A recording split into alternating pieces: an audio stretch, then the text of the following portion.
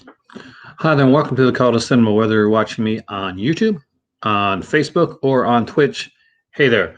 If you're watching me on YouTube and Twitch, you can pretty much chat with me. If you're watching me on Facebook, then I will have to let you know that I won't be able to see your messages the same way that I do here. So let me get this set up for you guys. We got some really cool stuff talking. The Severin sale had a big announcement drop down yesterday. There was more stuff on the Vinegar Syndrome. If you're part of my Patreon, you've heard some of this stuff already, but we'll go into it in a unique, different way. Let me just turn on my TV so I can actually go into the stuff and look at you. Hey there, Wheels. Welcome, man.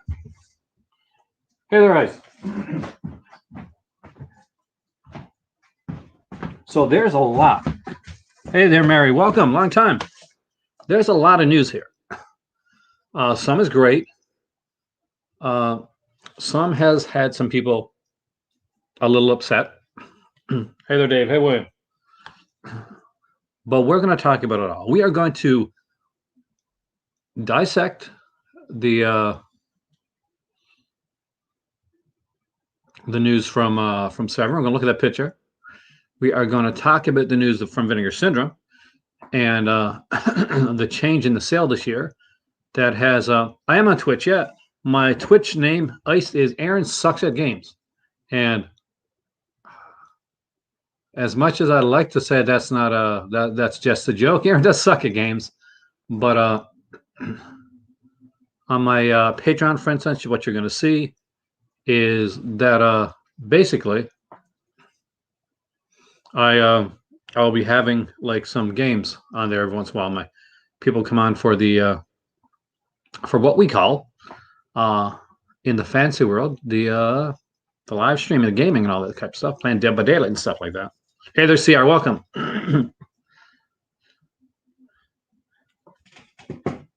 So for some of you guys, this is going to be a bit old news, mixing with a bit of the newer news stuff. Do you know what's really killer? Is that when I'm doing a live video, like a literal live video, and peek behind the curtain there. Hey there. Oh, cool. I love that. I love the emoticon there. That's awesome.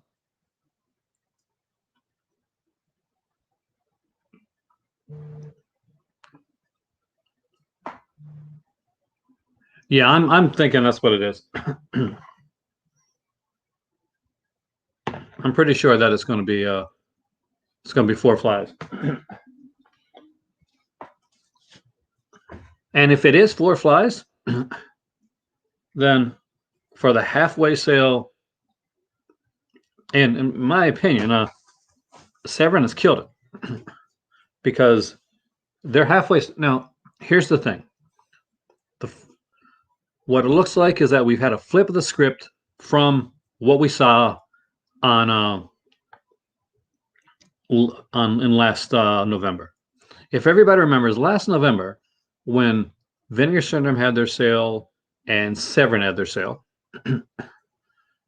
there was some pretty there's people were a little upset. People ragged on Severin a lot for their releases. They said they were too new. They weren't exactly Black Friday like level releases. They were iffy on some of them. Hey there, John. Hey there, Matt. And Vinegar Syndrome was very much the belle of the ball, which she have been pretty much all the way through. Now we come to 2021, and things have changed a bit. Some people are pretty much decrying to Vinegar Syndrome the same way that they would with that they did last year for Severin. So people are upset. They're saying that some of the Vinegar Syndrome titles aren't exactly the level of like a halfway package type deal. I think they are, but still, you have some people, like everybody likes their own thing, right? And now we got people that are like, wow, Severin is really kind of pulling all the stops out here. And that's the killer part of it, is that they really are. They're pulling out all the stops here to to pretty much make sure.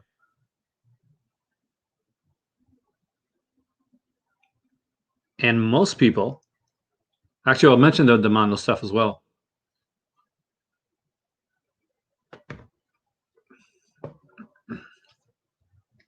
And most people actually will be pretty excited about the well. Let's look the picture. Let's look the picture. Let's bring that in, and we'll tie there, Richard. So here we go. Here's the picture. We can see we got some more Franco coming from here. We can also see that there's 1, 2, 3, 4 flies in this pick. And what exactly does that make me think? Well, I think it makes me think what everybody thinks. It's they're bringing out 4 flies on Gray Velvet. And that, by the way, is pretty much it's been out from Shameless with an older release. I know I've got the older release, but I think that with a new transfer, for instance, and some great special features, this is one of the big Giallo releases, period, that we're going to get this year. 4 flies is something that people have been wanting for a long, long time. What do I think the whip signifies? The book. The only thing I'm worried about, CR, with the book is, and this is my one issue: don't mess this up, Severin. Don't do like American only exclusives. It's killed me on your last couple like bundles. I haven't bought them because of that reason. So we are speculating. We got to be speculating at this point. Until Severin comes out and says, 4 flies are coming out, it's all speculation. We can only go on speculation. It'll be the 4K. Can you imagine 4 flies? That will be 4 flies 4K. That'll be awesome. Hey there, Shadow. What does the whip signify? Well, we got a whip there, and we got a cat of 9 tails. And I don't think, obviously, cat of 9 tails, this Argento one is not going to be put out by Severin, since that's already been released by Arrow Video. But yeah, Ragnar. Actually, I was going to say that. I was going through my Franco book last night, and Franco's a big fan of Desaad, the writings of Desaad, and he uses it a lot in his films. So I was like, oh, it could be Justine, and then I thought about it. It could be anything. It literally could. I mean, like, there's more movies that Jess Franco has that has whips in the movies than there are movies that Jess Franco has that has no whips in the movies. So it doesn't really narrow it down. Like they put out last time the exquisitely wonderful Bahia Blanca, which is, in my opinion, one of the great works of Jess Franco. You put out as like a weekend exclusive. I think the glasses could be a 3D release. I never thought about that, actually. That's actually a good thought. I don't know. I think the glasses were 3D release, so wouldn't we have the red and cyan colors? Hey there, Chris. That's the thing, right? It'd be interesting to see. It's a unique picture, and I've got a feeling this may be part of a bigger picture. But it is a lot of releases that are coming out with 8 brand new Blu-ray releases. 8 brand new releases and 1 brand new UHD. So that's going to be a big deal there.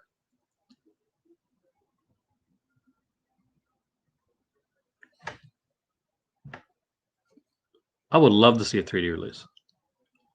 Has Severin ever done a 3D release? Like, I know last year, like the Silent Madness, which I thought was fantastic from Vinegar Syndrome, came out.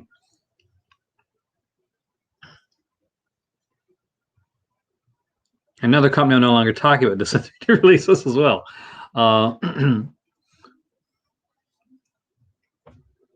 it is interesting when you're looking at that. There we see a cat of 9 tails. We see a whip. So it's going to be definitely one of his. It's definitely going to maybe one of his more Desaad kind of kinkier ones. Yep, that's 8 new releases on top of the Eurocrypt Christopher release set and the Strike Commando films. Holy crap! Is that all? Are those all coming that month? All in June? That is an insane amount of stuff. I wonder if some of this. I wonder, John. Though, do you think that maybe the box set or something may get pushed back a bit? Raiders of Atlantis. I don't know. I haven't heard yet.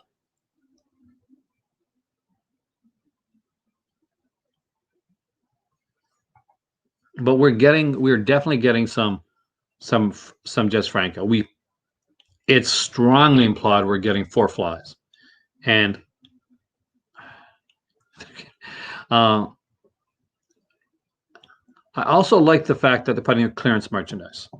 Now, this is something I wish more companies would do more of, because when Severin puts out clearance merchandise, they're really clearance. They're not like a $20 T-shirt or anything like that.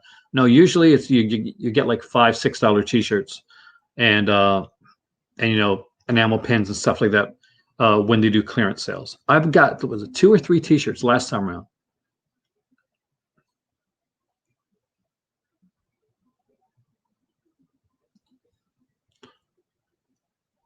There's a few. I mean, like when you think about it, Ken, like God, Franco directed a ton of films. Like some of them haven't been released, some of them have been released correctly too.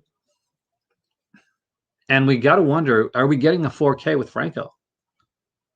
Could we get a 4K? Can you imagine a 4K Franco film? Like they did already mention, Ken, that they would be re-releasing some films as well. So maybe some of the early Franco. So we got to look back also with their early Franco releases because there's a few there. They did some like earlier stuff, like there's Blood Moon, which definitely needs a Bloody Moon needs a new release. And I haven't bought some of the early Franco releases specifically because I'm hoping for an updated release. Hey there, Carrie.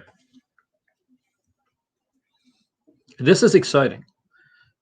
Vampire. They did a great job with Vampire Lesbos, John. I mean, like it's one of my favorite releases, Franco, that they did. It's just such a bloody good film that I truly love it.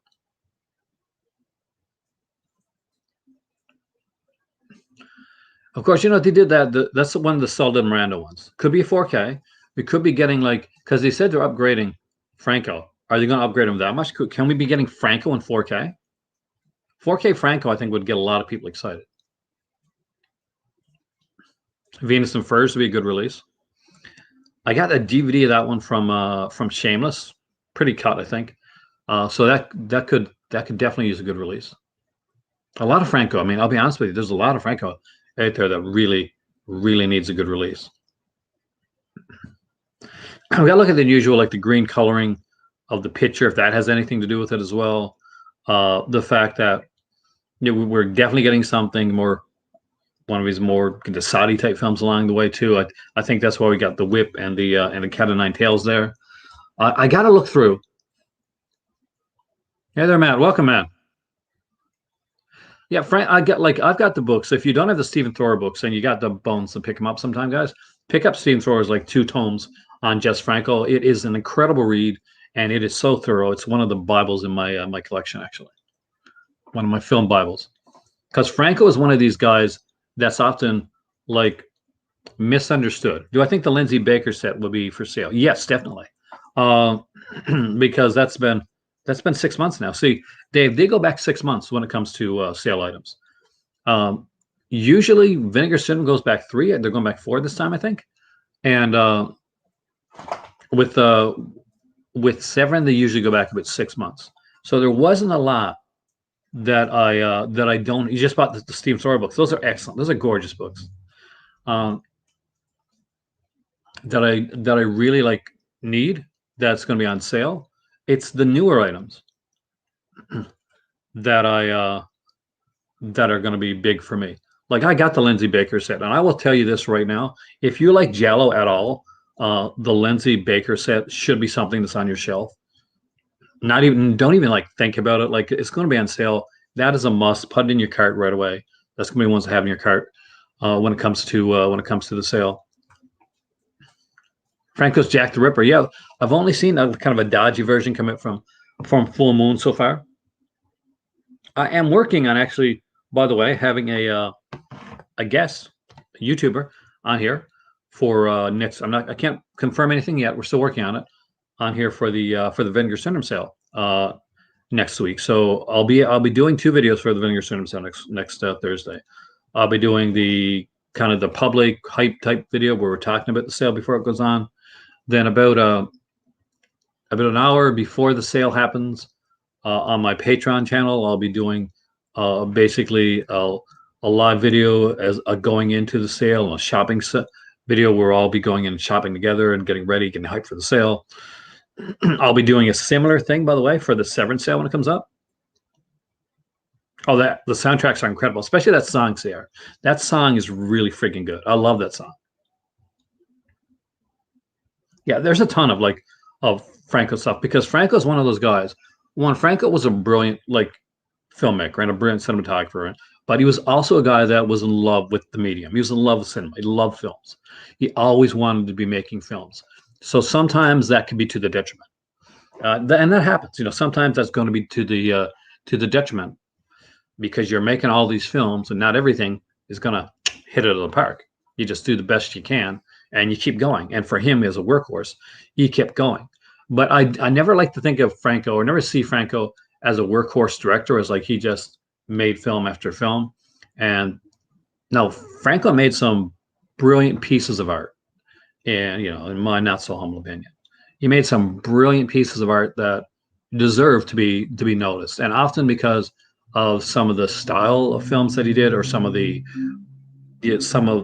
genres that he went into, or the proliferation of films that he made, people tend to underrate Franco and forget that he'd worked with the best in the business, the Orson Welles and guys like that.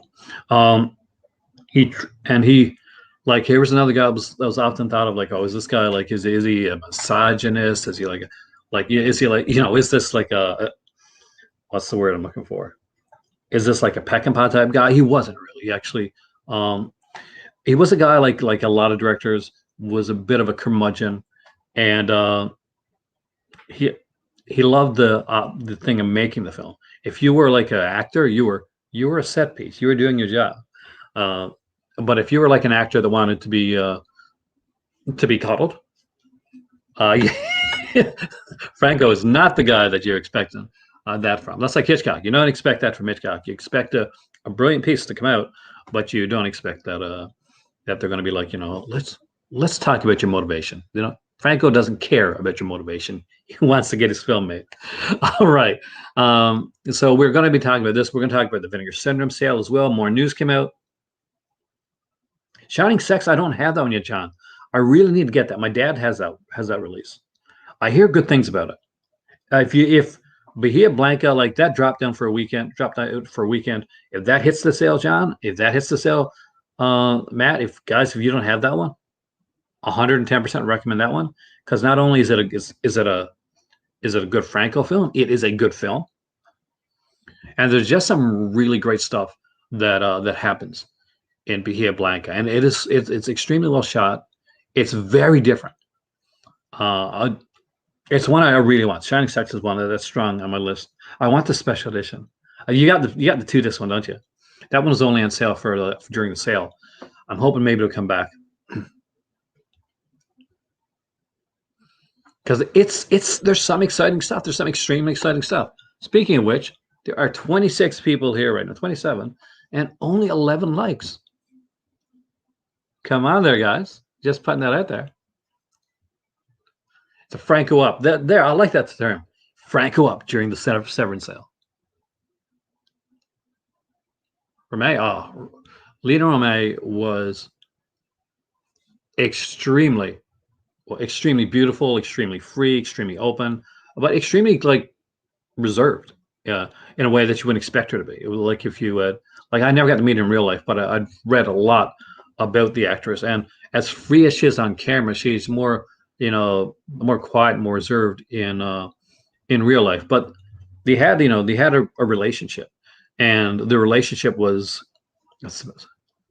very free, very 70s, very kind of love each other, free love type of relationship. But this excites me. There's so many things that we could be getting here. Four Flies, that's the Argento one that everybody wants. Everybody's been saying, well, are they going to put out like Four Flies by, is Arrow putting out Four Flies because they're working with Shameless now? Is it we're getting a Four Flies released? Still haven't heard anything on it. Bam, here comes Severin, just kicking it out of the park with showing Four Flies. I could be wrong. I'm not saying that it's going to be for sure, but not only are there four of them, not only are there you see some flies, but you see precisely four, and I think that's pretty telling. How they do this can make it one of the releases of the year, like truly one of the releases of the year. Now, for those that have never seen Four Flies, I think was it with Paramount? It might have been actually, John. I can't remember now. Is Mimsy Farmer is in Four Flies, and Mimsy Farmer is really freaking good in Four Flies. Like she really killed it. She's the girlfriend in Four Flies and Grey Velvet, and she is so good in this film. And a lot like of the other Argento films, we get that kind of haunt your nightmares visual as well. In Phenomenon, there was the little kid, the creepy looking little kid. In Deep Red, Profondo, there was the dummy, that the mechanical dummy, and in Four Flies on Grey Velvet, there's the mask. There's the creepy mask, creepy mask. What do I think were Franco's best movies? Right off the bat, Michael, Bahia Blanca, like Devil's Honey, stuff like that. Like, no, that was full shit. Okay, Bahia Blanca, bam, right there. Are two that I would recommend. There's one that I recommend. But here two. But I'll be doing like eventually I'll be doing a Franco video. So we'll be talking about that. I'm not quite sure. I'm not sure if I'm gonna be able to do it on my regular channel. Like some people ask me how I choose videos for my public channel and how I choose videos for my Patreon channel. And sometimes it comes down to content and the freedom to talk about something. Because Franco does have his more unique titles, and it makes it hard to talk about it basically on a public forum. It's like to get it if you want to get in depth with his work and releases. Perfume of the Lady in Black is actually a really good Mimsy Farmer one. If you don't, you probably got him. But if you don't have Four Flies and Grey, even if you got it, I got the Blu-ray. I'm gonna want this new Blu-ray, Four Flies and Grey Velvet. It's so I'm so excited about that. Now let's move away from us for a second. Hey there, Griff. Welcome, man. Griff joined the Patreon last night, and I hope he enjoyed his first Patreon video, because it was because of Griff. Like, total shout out there that we got the news of Severin like right away. He noticed it. Yeah, Franco's definitely going to be a patron one because of the titles that are in there. But that is going to be an epic video. Well, that is going to be a bigger video. Four Flies is your white whale. Well, your whale may be coming. It's going to be interesting because we got as soon as the Vinegar Syndrome sale ends, we're hitting Patreon on Severin, and there's so much coming out. But I guess we do have to talk about it. We do have to talk about the latest news on Vinegar Syndrome. There was news that came out, and some people were upset. Here we go. So we know now that the sale is at 12:01 Eastern Standard Time on Friday, May 28th. So what does that mean we don't know what new Franks are coming out yet. That's the thing. It's going to be interesting to find out. We'll figure it out slowly. They'll probably give hints. They'll probably do episodes. What sale am I most excited for? It's hard to say. I mean, I'm very excited for Four Flies. I'm very excited for anything Franco. You guys know the first two Stephen Thor books I bought, even before Nightmare USA, were the two Franco books. Those I got for Christmas last year. I'm that big of a Franco fan. So anytime that there's a Franco release, anytime something like that's coming out, that's really on my radar. I'm excited, CR, to see how the pricing is going to be for the halfway subscription because I would love to get. I wish more companies did subscription services because I think it's a brilliant idea.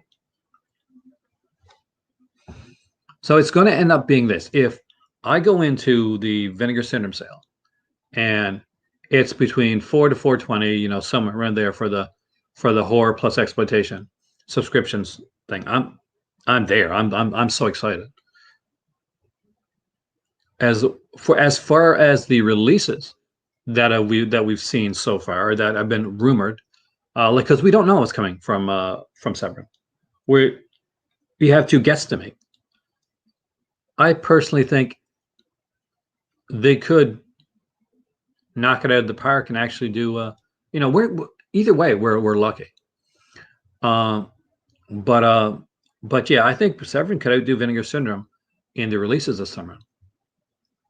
And this will be the first time that they've done that.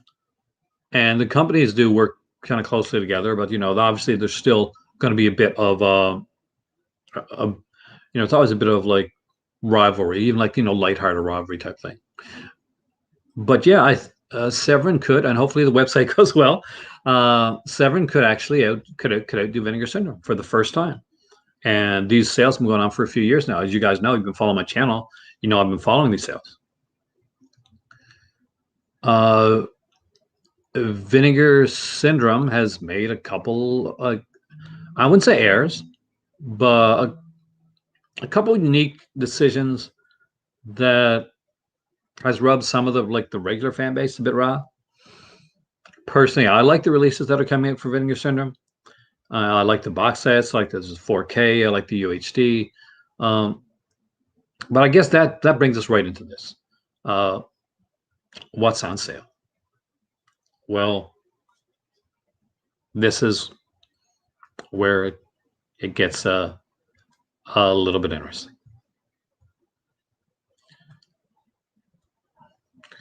So most people had thought, and myself included, I actually even said it on my channel there, that it would be the February titles and back. And some people thought, last year they did the March titles too. Maybe they're going to do the March titles as well. I was iffy on the fact that they were going to do the March titles. I was pretty sure February would be included, so that if you count back 3 months, that's where it would go. But and everybody was excited for that because there was a Forgotten Jelly Volume 3 box set. A lot of people wanted that, and people were excited to get Beastmaster VSU because they couldn't afford it at the regular price, and they want to grab it at, maybe at a discounted price, 50% off. Understandable for you to get people in, and it's a good way to do it. I love Saul Dim. I'm a huge Saul Miranda fan, Mike. So you're preaching to the choir there, man. Saul Miranda, by the way, guys, was kind of the muse for Jess Franco before Lena Romay. She unfortunately passed away tragically early in life. What titles are on sale? Well, every Vinegar Syndrome, VSA, Picorama, partner label title, with the release date, and this is where it gets interesting, prior to February 2021. Well, we discounted 50% off the SRP. So February is no longer included in the Vinegar Syndrome halfway sale. And that, I'm not going to lie, that's a surprise. It doesn't affect me because I bought the February package when it came out. But I know a lot of people were really hoping to grab, obviously, the Fear. No, actually, I like the Fear. People ragging on a lot. But we're looking to grab all the Severin releases. And 50% off the VSU would have been really good because it's a pricier title. So you want to get somebody, and you want to get them in. You want to get them to have a VSU in their collection, and that way, when a newer VSU comes out, customers are going to want to go and gravitate towards it because they've seen the quality and the work beyond the original VSU. That's not going to be the case this time. Titles with the release dates beginning in February will not be discounted. Special note: VSU releases. So that's the Beastmaster. It's only one VSU release. Six String Samurai is a new one, so that wouldn't count anyway. And our staff picks selection will not be discounted a full 50%. Now, there is something there to take out of that, though. And a lot of people are upset. They said, well, Beastmaster's gonna be the same price. I'm kind of bummed about that. And I do 100% get that. But we still have to look at the will not be discounted a full 50%.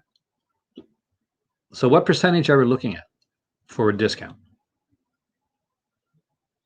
Because we could be looking at right here, we could still be looking at a decent discount for the Beastmaster, but not at 50%. And I think that's still people are going to be upset about that, and I get it, I really do. And I think it was a mistake on Vinegar Syndrome's part. I understand that it's gotten to the 500 range, so they're probably thinking, oh, well, we don't have to put Beastmaster on sale. It's going to sell at regular price anyway. We'll just give it a little bit of a dip to placate. And I think that's wrong. That's the wrong decision. I think they're making the wrong. I completely understand it. I really do. But I think they're making the wrong decision because what they want to do, because Six String Samurai didn't hook as many people. I'm excited about it, but it did not hook as many people as they expected.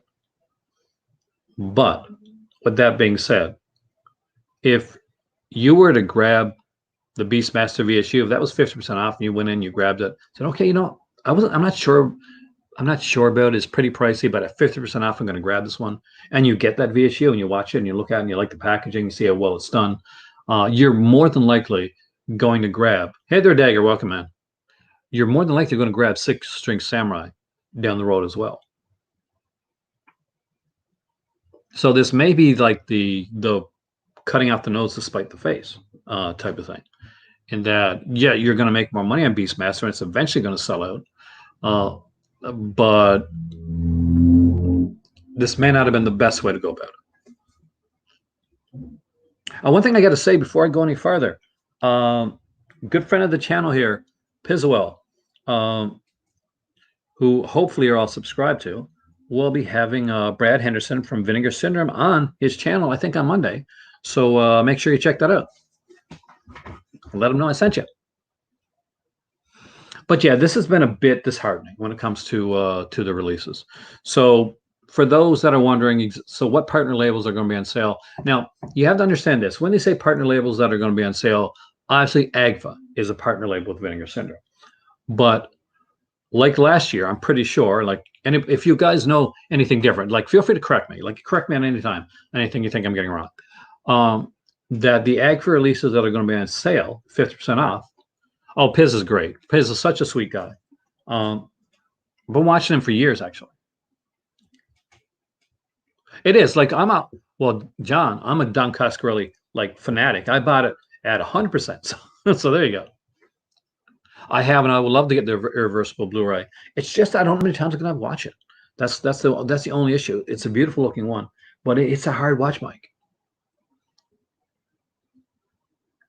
But I want it so bad. But to let you know, so basically, AGFA titles with Vinegar Syndrome slips are the ones that I think are going to be on sale. So when you're looking at partner releases, we need to look at the limited editions, not the regular partner releases. We look at the limited editions, and then we come back to here. So we know that Smile recently came out, so that's not on sale. Neither is Crestone or Dream Green Jelly or Jungle Trap or Minor Premise. Jeremy came out in March. Oh yeah, they already announced that Beastmaster will get a standard release down the line. But Griff, I'll be 100% honest with you. If you're going to buy Beastmaster, I say definitely 100% get the VSU if you can, because it is a really great release. Oh yeah, the Brian Sauer, who is one of my besties here on YouTube, did an amazing interview on Just This podcast with Justin, which I 100% recommend you check out. It's such a great release. I mean, Mike, it's a great piece of cinema. There's the thing. It's hard to not want to have it in your collection because it is a great piece of cinema. So I go back and forth. I really kind of want it. But yeah, like Griff, what I'd heard is that they did announce that it was coming in a standard edition. Now things change. I like when Long Jian Silver like sold out. I had no idea it was even selling out until it was gone and wasn't coming back. But yeah, they've been it's been interesting. So I think She-Mob and the Girl from Pussycat. I'm not sure if this was February release or January release, but I know I Start Counting was a January release. So well, no, well before anyway. So I Start Counting will be on sale for the first time. Scary Tales will be on sale from Magpie. Sometimes Aunt Martha Does Dreadful Things, Limbo, and Scare Film Archives Volume 1. What about the other like partner labels? Unfortunately, most of the other partner labels haven't done anything pre-February.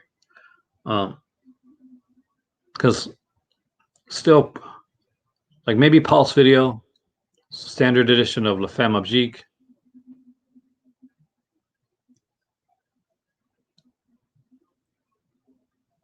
Black Friday. Okay, then it's definitely on sale, Shadow. There we go. But you know your stuff. As for these, I don't know which ones were released when.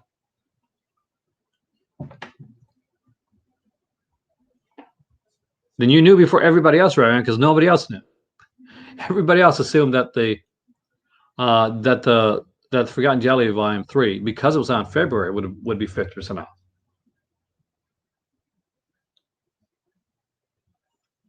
And all that being said, limited editions. If I had to pick stuff like right now to say, grab it before it goes, Forgotten Jelly Volume 2, I totally, especially now that Volume 3 is not on sale.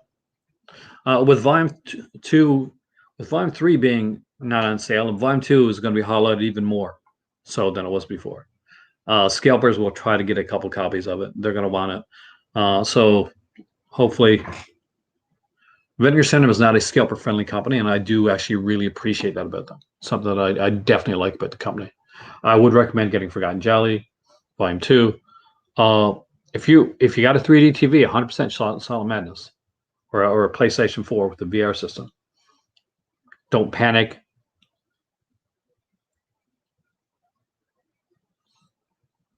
We'll be on, Ruben Galando Jr. That'll be on sale for the first time. And as you know, it's down to 187.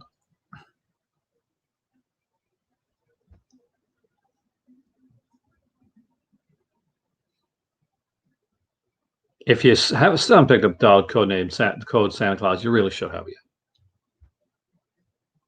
Yeah, here's the thing. If it gets low, Griff, people are going to be buying anyway. Like some of this stuff are going to sell anyway. Satan's Blood, excellent title to pick up.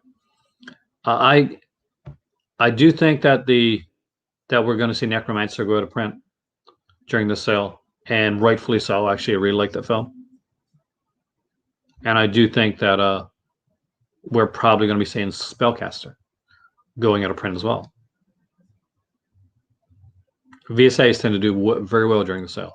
Pandemonium obviously is going. It's 116 left. Human Genius come to Blu-ray. Ah, cool. I got the DVD of it, so. The Collar. Everybody should own this one anyway, but they don't. It's the bloody will frustrates hell out of me. As much as people rag on this will go. This is gone. This is gone during the sale. 266 left. It's a VSA. As cheesy as this is, some people love it, some people hate it, some people are on the fence. Dr. Jekyll's Dungeon of Death will go. Hollywood Horror House is down in the 500s, I think. So that one, there's a possibility we could be seeing that one go as well. Anytime anything gets down like that low, you tend to see it like a lot of it go, especially if somebody starts buying it. And of course, without it goes without saying, if you have not yet picked up Trip with the Teacher, this sale is the time to pick up that release. Actually, Malibu High is really good, Sierra. I love that film. Like the title of Malibu High. Basically, let's go back to Severin for a second. Um, it was what's the way to put this? It's a much darker release uh, than you'd think. Malibu High is a very different, very dark film. It looks when you see the cover, like the original cover before the slip, it looks like it's going to be some like sexploitation, comedy, Porky's type of thing. Yeah, there you go. Malibu High pairs with the first Angel movie. Yeah, in tone, it really does actually, because it's definitely has a much darker tone to it than you'd expect for this type of film. This is not this cheesy, oh, let's watch a bunch of teenagers get naked and have fun. Yeah, Salt and Madness will be on sale for sure already. That is part of the that is going to be part of the sale. And if you don't have it, man, definitely pick it up. It's a fun release, especially if you like slasher films. It is shot, of course, by the same cinematographer that did Friday the 13th, Part 3D. And you'll notice that especially during the opening credits of the film.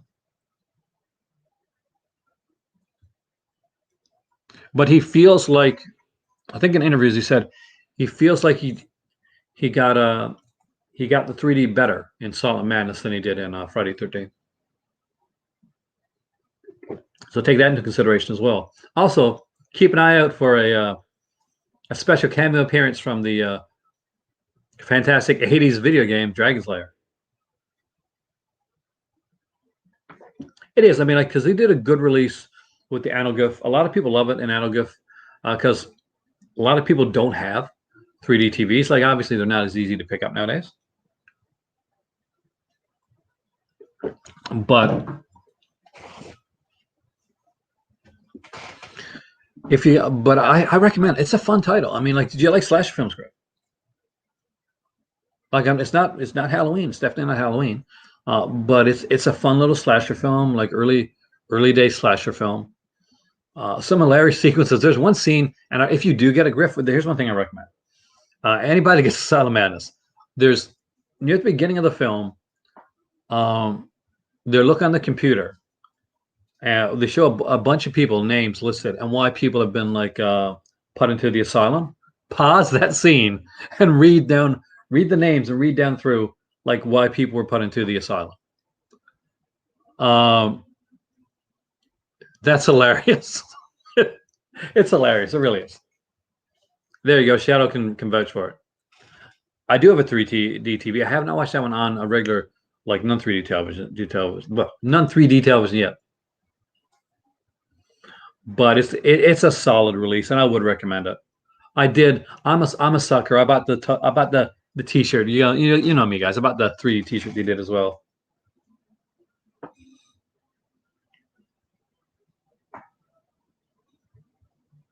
So those would be interesting to check out. Definitely want to. It's a fun one. I mean, like it's got some decent deaths in it. 3D overall is good even for like it's in my opinion. Let me see if Shadow back me up on this. Like it's definitely 3D film archives like worthy.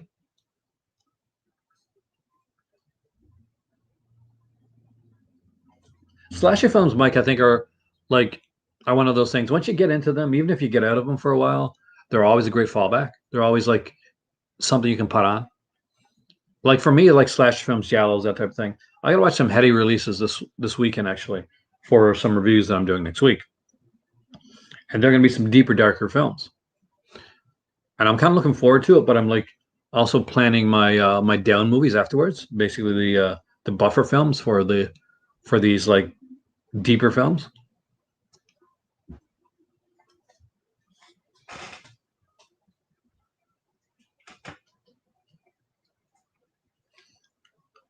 So asking you guys now that we've got notification, now that we've got some information on both of the sales, on the Severin sale and the Vinegar Syndrome sale, is either sale like edging it for you guys? Is there either one that you're more excited about? No answer is wrong when it comes to this.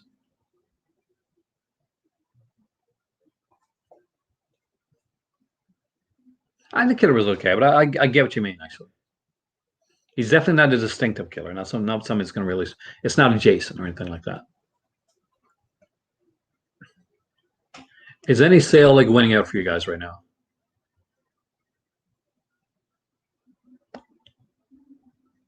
Like, did you have your money set away for Vinegar Syndrome, and now you're thinking, I might. It looks like I want to set some extra aside from Severin as well.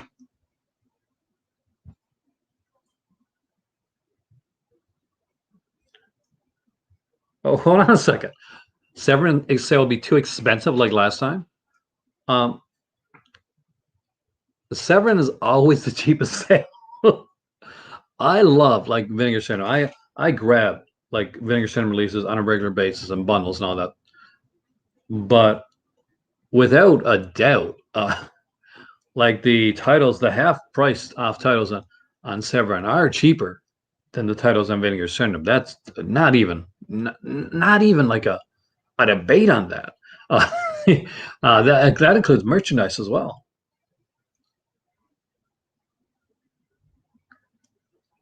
But both of these are super exciting. Like I'm super excited about the Vinegar Syndrome sale. I'm nervous about the halfway package cost. Um,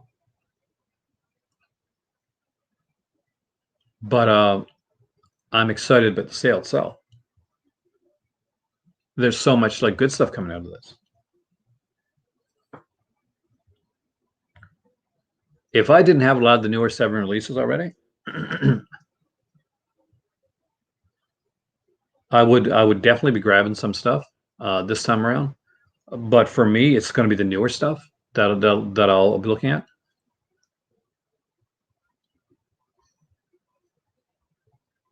See, I get but Andres. See, the thing is that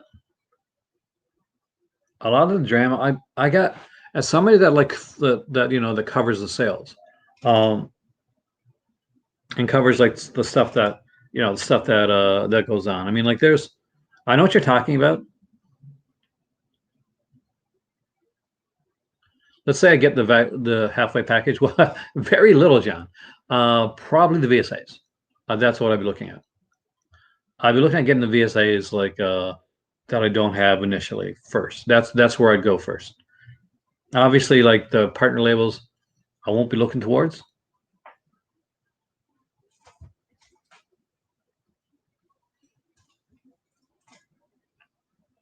But because obviously, if I get a subscription, and now if I don't get a subscription, then I may look at a couple of partner labels as well that are going to be on sale. But I bought the February titles already. They're not going to sell anyway. If I was grabbing, if I don't get any title, if I go in there and it's like $500, which would be utterly ridiculous for the Vinegar Syndrome halfway horror plus exploitation package, that will be too much. Um, they would have overpriced the package at that point. Then I'll be getting like random titles, and then I'm going to look at the limited edition stuff first that I don't have that's on sale, and after that I'll look into some of the older titles that I still need to get as well.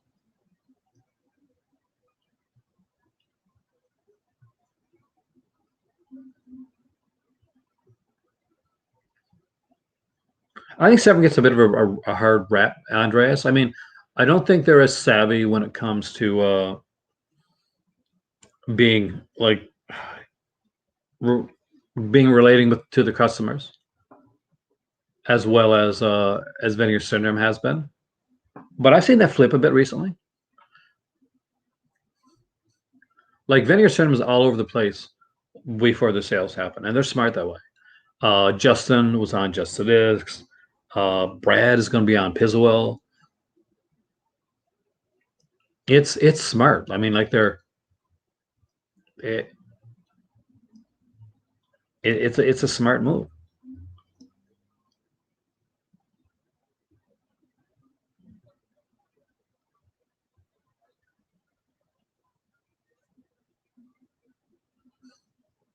I'm not sure about your Dr. Butcher, but Ragman, I can 100% tell you, I got my list of Severin like of titles that I bought like last time from the Severin sale.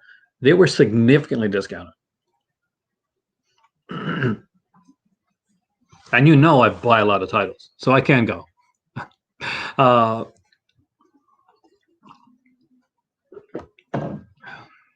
yeah, Vinegar definitely knows how to hype their stuff better.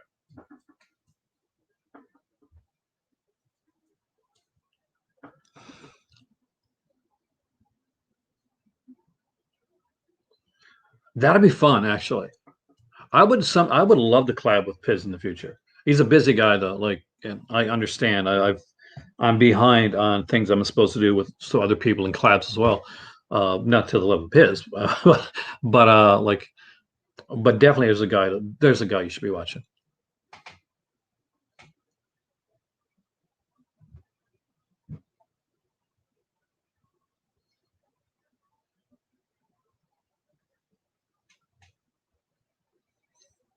That's a new thing, right, John? Like that was during the last sale. Uh, because they said now it was instead of regular half off, it was half off uh, their SRP prices, and there's no SRP price listings on several sites, so that was kind of confusing. But yeah, but when they do clearance titles, clearance Blu-rays and DVDs, they're so cheap. I mean, like then you're buying like $3 and $4 like DVDs. That you can't beat that. You really can't. And I don't have a preference when it comes to either company. I like both of these companies. As you guys know, I collect from both of these companies. Neither of these companies have ever given me like one review copy ever, or a T-shirt or a hat or anything. And I would still accept it, and I will let you guys know. But so I've got no ball in the court per se, just as a collector, as you guys figuring out. My only concern, and it's still going to be my concern, is that limited edition book. If this is another fab press release, and and it's and this turns out to be like the last couple releases that they did, where they said, "Oh, we can't send them to international. We can't send them to Canada." Uh, Aaron's not going to be happy. Like there, I'm talking myself in the first person. Yeah, the Aaron will not be happy about that. It will make me upset.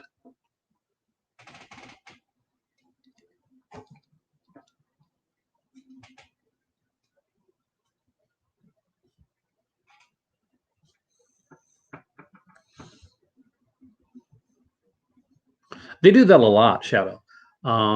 Basically, Shadow just mentioned there, like for people that are watching this and they're not watching it live, Shadow just mentioned that he ordered a bunch of clearance DVDs during the Black Friday sale, and Severin ending up sending him like Blu-ray versions of all of them. Severin is known for that. My dad actually during a sale a couple years back, I'm still.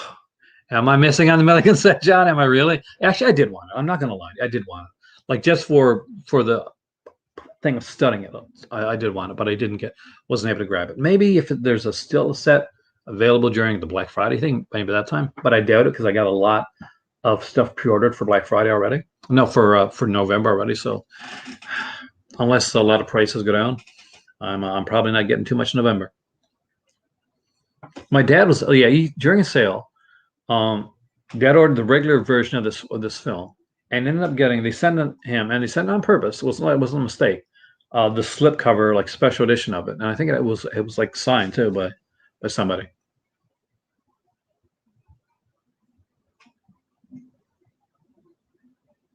I also remember back when Severin did this thing where they gave away, depending on how much you bought, like one, two, or three DVDs or Blu-rays, like with your order, like kind of surprise ones.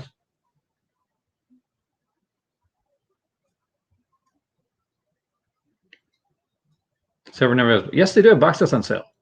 Well, you got something against Severin Ragman? I think you got a beef against Severin. I think this is what this is. But no, that's not true. If it's past 6 months, then it's on sale. Yeah, Thrower's got does amazing stuff, and I still would love to have it. I wanted that Milligan Fad book, and that really it did get to me. That one I don't know. Ask somebody who's got the set, Mike, because that one I can't. I can't. I'm not aware of. Master Chaos and like a bunch of people did videos on the.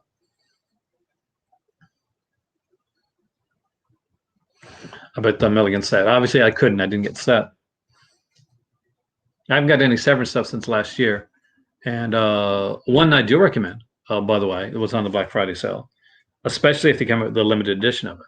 But they did a great documentary, a great anthology documentary, and included like on the disc, there's two like old anthology films there. 100% recommend that. That's great. That was a great release. I'm kind of wondering, one of my thoughts is that obviously that folk horror documentary that was done by Keira Janice and has been getting like rave reviews. That possibility of seeing that on the sale, that's something I expect. Like again, like no insider knowledge, pure speculation. Everything I say is pure speculation. I don't know anybody from Severin, so I. But the folk horror documentary that came out by Keira Janice, I would 100%. Like if it's, I'm not sure if it's too early or not, but could very well see that on here. Yeah, Shadow. That's an automatic buy for me. You know how much I like documentaries. I'm a huge fan of documentaries, aren't I? And I regret not getting No Way Home. I was one of the people, John, like in complete like frankness and honesty, I was one of the people that looked at the Severin releases on Black Friday, and I was kind of meh. I don't really think so. And I think I prejudged it. I was a little wrong. You'll always see me like admit when I'm wrong on here, by the way. So it happens a lot. But if No Way Home ever comes out again, I think I'll pick it up because I really should look at the trailers. Yeah, if not, it could be a Black Friday. It's going to be released for sure, Shadow. I'm pretty sure on that. But if that's one of the 8 titles, that's an automatic. Anything Franco, man, that's probably going to be an automatic as well. Four Flies comes out, automatic right there. Like those would be 3 right there. I'm not sure what the 4K is. Anybody get sent the Sangria? The 4K of that one. I kind of wondered how that is. I'm wondering how like how Severin are doing with the 4Ks. Tales of the Uncanny, man. Matt, that is fire. That is the bomb. 3 bonus movies. Well, if you bought the limited edition set, 3 bonus movies. Still 2 movies if you get the regular set. But 3 movies even better. And it is such a good release. It is such a good release. Slightly off topic for a second. I'm going to be doing a review of the of Howling Wolf's The Prowler soundtrack coming up over the weekend sometime. But spoiler alert for that review: buy it. Like just not even like don't think about it. No, buy that damn CD. It's amazing. Thrower likes a lot of different cool films. I love that. I love the Thrower go like in Nightmare USA. Thrower like gets on there and he's like, you know what? I like James Bryan. I like a lot of what James Bryan puts out. Screw the haters. I love that about Steve Thrower. There are 2 4Ks are really good. See, I don't have any of the 4Ks down. I had something pre-ordered, but I couldn't. I had them pre-ordered through Amazon because just to get them quicker. But we had a surprise bill come up around that point, and I had to cancel the pre-order. There were the Alex de Iglesias 4Ks. And I so wanted that because I'm a big fan of 30 Kinds, and I love Alex Iglesias. Yeah, I bought Beast. It's been years since I watched Beast and Heat, but I did watch the documentary. I thought the documentary was fun.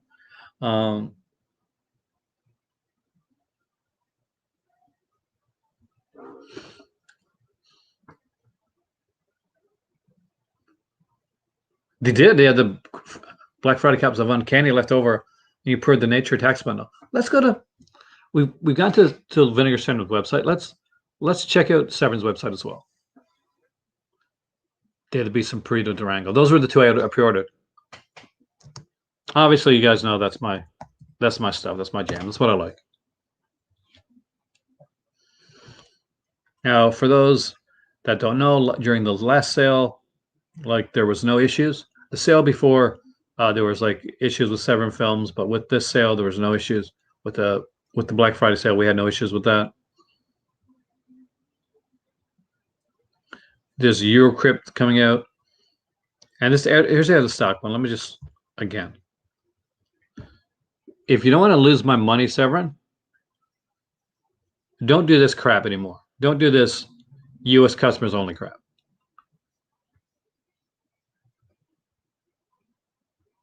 Because you lose me on that stuff. You literally lost what the million money that I was going to spend. And I'm glad you sold out, but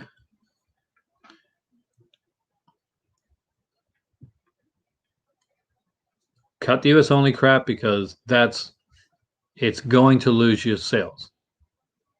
There's people that will pay the money and do pay the money. Hey, right here, for those bundles.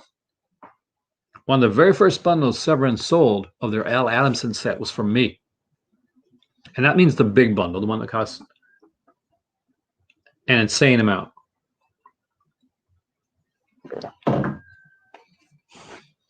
We're not as angry as they're making you, Ragman. But don't troll me, Ragman. I don't like that.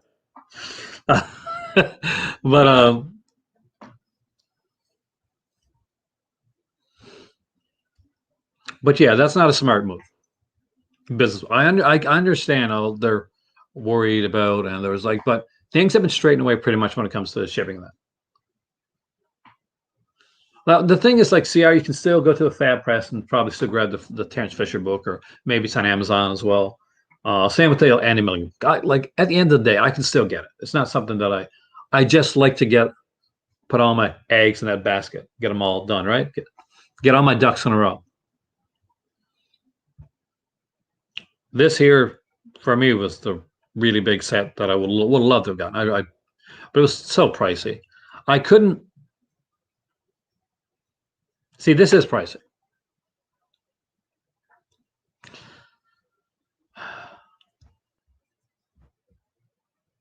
I couldn't justify this. Like I wanted this. I really did want this. We got because these are Girdler films here. Well, two of them are anyway. We got Grizzly, we got Day of the Animals, two fantastic little films. There's Deep Blood, which is okay. But there's like a picnic basket, a couple T-shirts, a sticker, an enamel pin, a cup, and the figure. That's $170. Now there, you want to make a case for something being pricey. There you go. That is pretty pricey. Like I get it, and it's definitely this is a luxury buy. When somebody buys this this is because you got the extra money to buy it. It's not because they do offer the there you go right there, bam, you can get titles on their own with Santa Sangria for $112 with a 4K disc, and then you're asking yourself, am I in this for the films, or is a swag a huge thing for me too? And for me, yeah, I won't lie. I like some of the swag. A million books. I heard this is a really good book, actually. 112 for the 4 titles. Actually, that's actually a good price. Because I've heard some great stuff at Santa Sangria.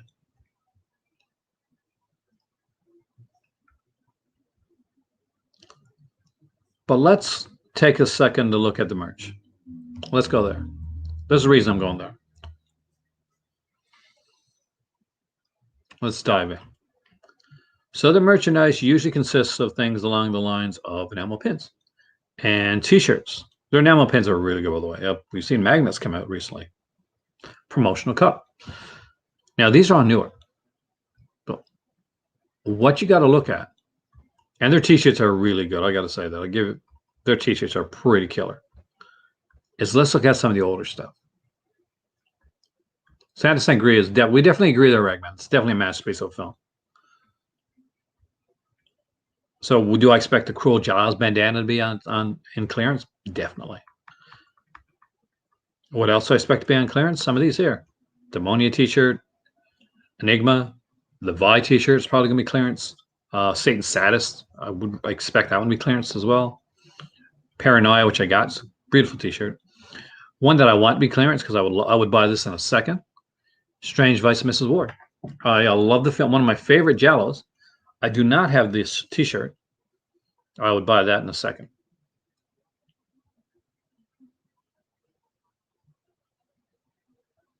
As you know, guys, I got the BAM shirt. I would love the Rainbow Severin shirt too. That'd be kind of cool. I got Death Warmed Over t-shirt. That was really nice. As you can see, it's already clearance item right there now. So some of the stuff is already clearance already. The parakeet figure with the spider figure. That's actually kind of cool. I like that. There's a lot of like stuff. Matt, the Darren Nickelodeon, rest in peace. Her enamel pin could get a well, it's going to be a lower price. It's $10 there, but it could be clearance. I would love to get the Darren Nickelodeon. I was a huge fan of Nickelodeon back in the day.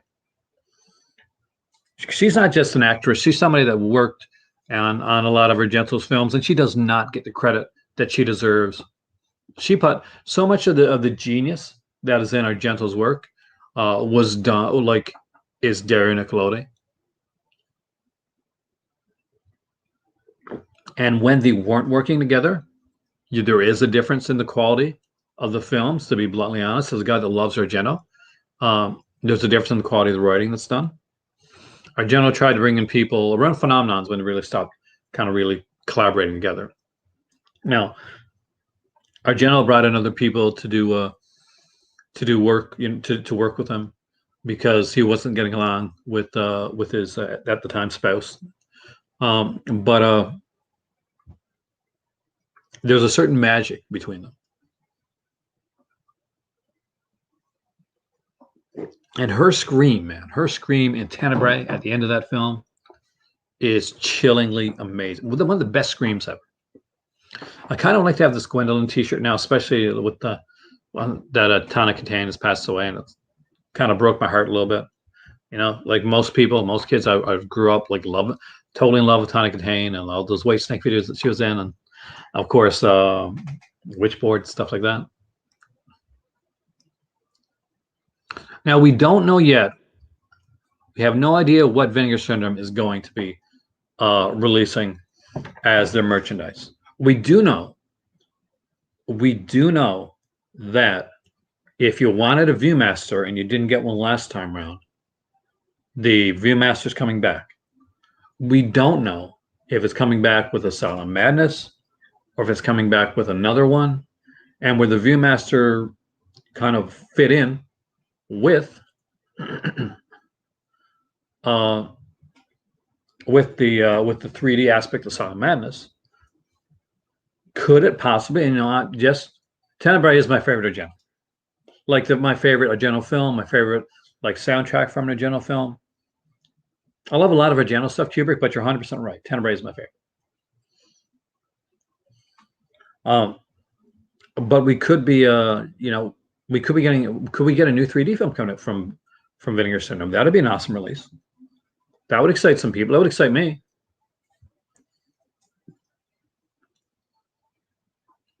I think there's solid releases coming from Vinegar Syndrome for the halfway to Black Friday sale. Bird, it's his first, man. That's a classic.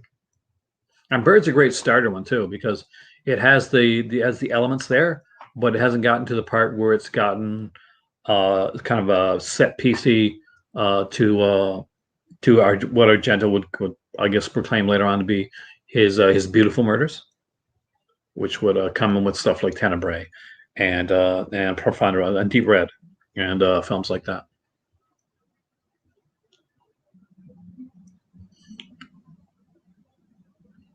Hey Jesse, welcome, man. Are you excited? Are you hyped? Are you ready? Are you ready for the sales? Are you ready for the Vinegar Syndrome sale? Are you ready to get hyped about the Severin sale with some Franco, a possible 4 Flies and Gray Velvet? That's some pretty cool news, man.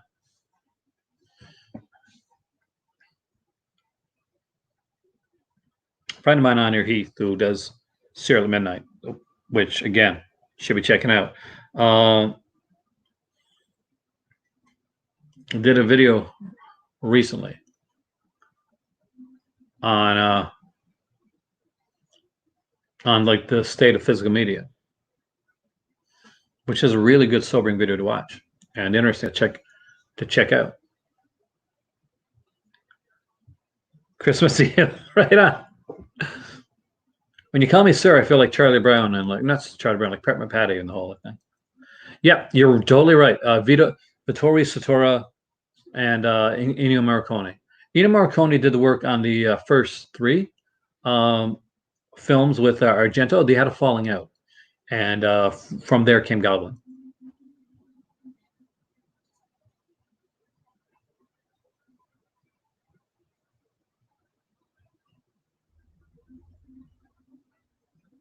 Oh yeah, Blood and Black Lace. I actually think Blood and Black Lace is stylistically just a beautiful film. And if you're into cinema and cinematography, yeah, then 100%. Hey, Piz, welcome, man. I just shouted out your stuff, by the way, uh, about the your Brad Henderson. Is that Monday?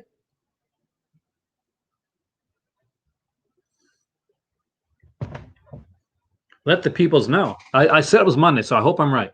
If it's not Monday, let people know.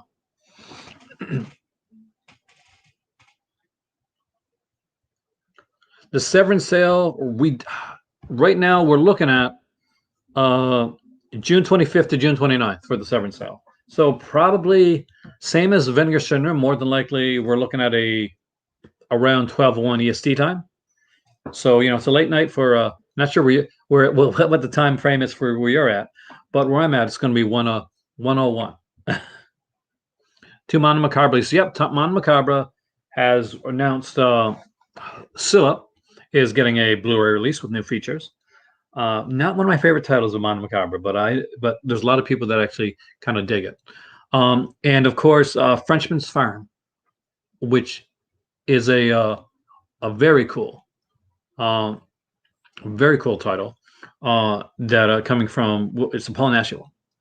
On 31st, there we go. Well, when you wait, well, I'm not sure if you put it up there yet, but when you put up the reminder, I'll hit on the reminder so I don't miss it. See, I don't think Severin's always underwhelming. There's one year, Jesse, for me, that I skipped the Severin sale, the Vinegar Syndrome sale. And people are going to remember. If you follow my channel for a long time, you're going to remember this. And I did the Severin sale, and it was during a good sale too. Like I think it was Ice Cream Man was around. But my dad, one of his favorite films, like back in the day, was this Jack the Ripper movie, like this really cool Jack the Ripper movie that came out. And it has like the black and white film that has this one sequence of color. It's actually kind of brilliant in the way they do it. Um, so that came out from Severin with this really, really cool, sexy looking, like kind of a pulp novelist looking slipcover. And I knew I couldn't do both of them at the time. And I knew I wanted to get that release for my dad, and I wanted to pick it up for myself as well. So I definitely grabbed that right there. Lady Terminator, that's gonna be no sugar for you, man. Because I got Lady Terminator. That is one insane film. I look forward to that.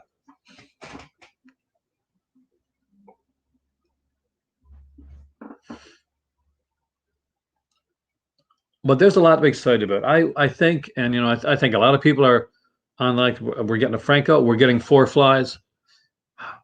Will Four Flies be the U? Can you imagine if Four Flies is the UHD?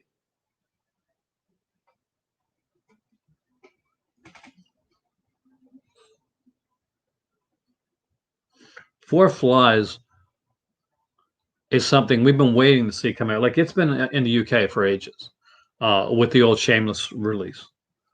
But I love Shameless, but you're not always getting the greatest quality sometimes with some of the releases. That's just what you get the best you can get because they put out releases that unfortunately don't get put out by other companies. But a Franco 4K or a Argento 4K, it's going to blow the other companies away. Now, for those that don't know this, and for those that maybe not be Vinegar Syndrome like fans, which on my channel is not very many, uh, it's Arrow Video are actually having a sale the exact same week. And I got this. Let me tell you, I got the Shameless one. Look, that's the one to get right. Like, what do? You want all your Argentos, uh, but um, but the Arrow Video is having a sale the exact same week as Vinegar Syndrome. I don't think it's a smart move. I think they should have pushed it ahead a week or two. Not have it as Severin, not have it at the same time as Vinegar Syndrome. I guess like what they're thinking, and I guess understandable is like it's a different crowd that may order from like Arrow that then orders from Vinegar Syndrome. But for me, and from my past experience on here,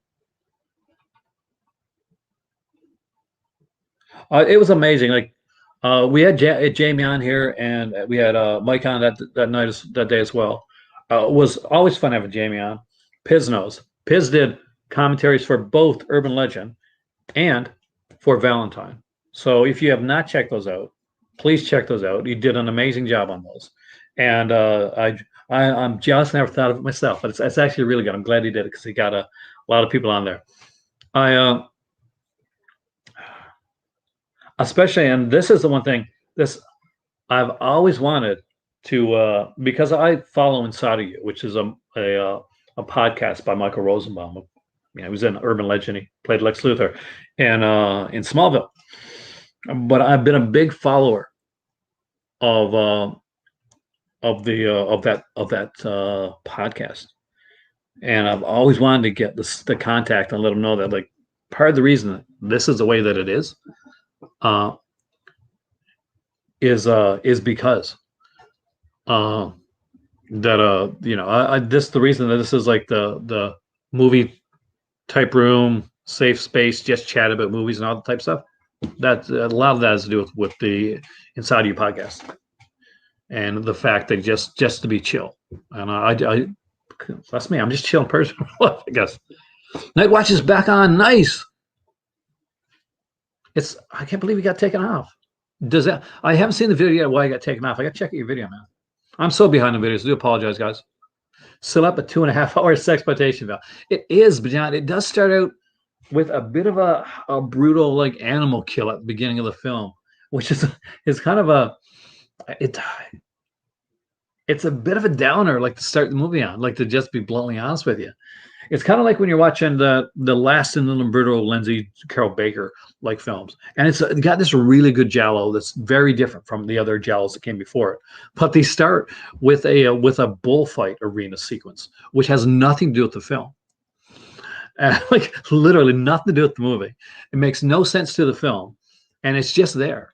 And you're wondering why. Like, why did Lindsay put this in the film? It's a bit of a downer to start the film with. No, what's on in Silep, if I remember correctly, much more brutal than that, though. Like, it's so much more brutal sequence. So look that up before you check it out, just so you know. But I do like the stuff that Mondo Macabre does put out. They do some great stuff.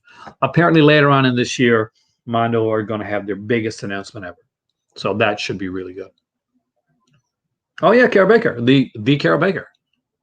She went over to Italy and she actually made some really great films from the '60s. Yeah. Dude, Kubrick, if you have not checked out Urban Builder Lindsay, like Giallos, check them out. They're cool stuff. They're really cool stuff. Some brilliantly wonderful stuff that's coming out there.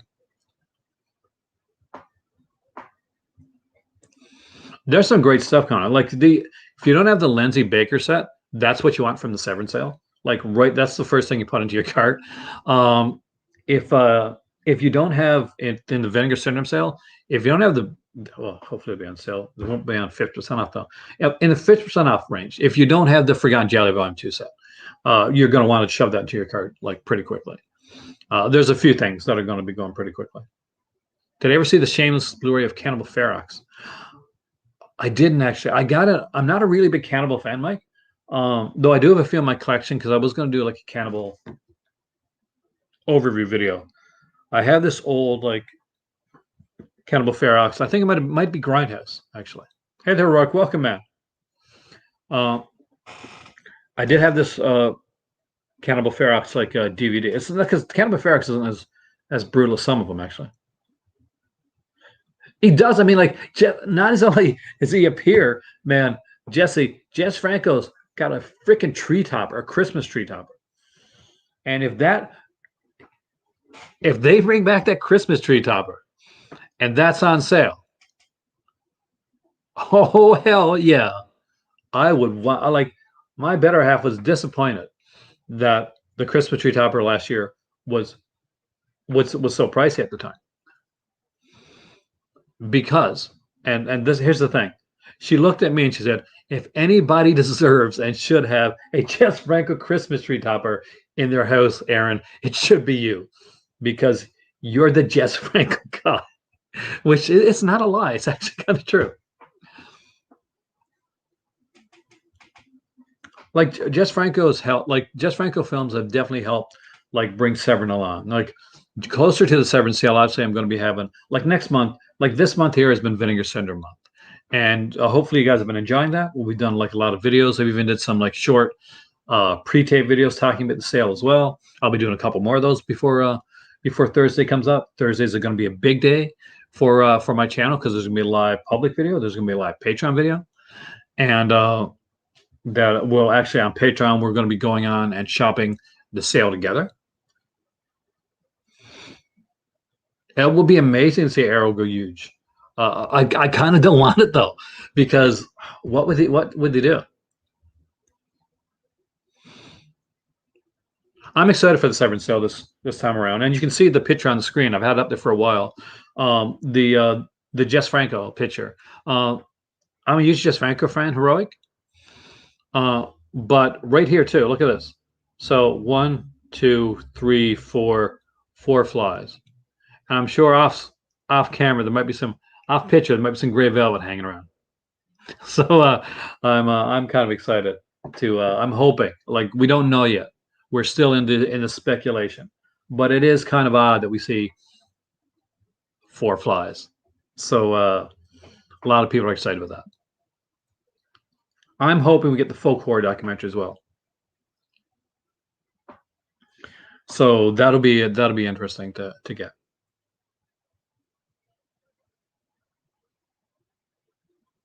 For $2, I'm gonna say through. So, did you read the Thrower books? Are those ones you're talking about? Those were those great ones. Yes, Uncle Fisher, 110%. When the Everything bundle was going on, I came on here, and one of the things that I said at the time was like, if you can, if you know, everybody can do it. If you have the bones to do it, if you can do it, then get yourself the Everything bundle or whatever you want from that Vinegar Syndrome new stuff get it out of the way. If you don't like the titles on Everything bundle and you want to get the secret titles, order that. What title do you want? 100%? There's so many actually. I've seen most of Jess Franco's. There's still a lot I haven't seen though, to be honest with you. Stuff that has been released, stuff that I just wasn't able to get or some things that I've seen are in such poor quality that I really don't consider I haven't seen them. You know what I mean? But yeah, I said basically Venus and Furs would be good.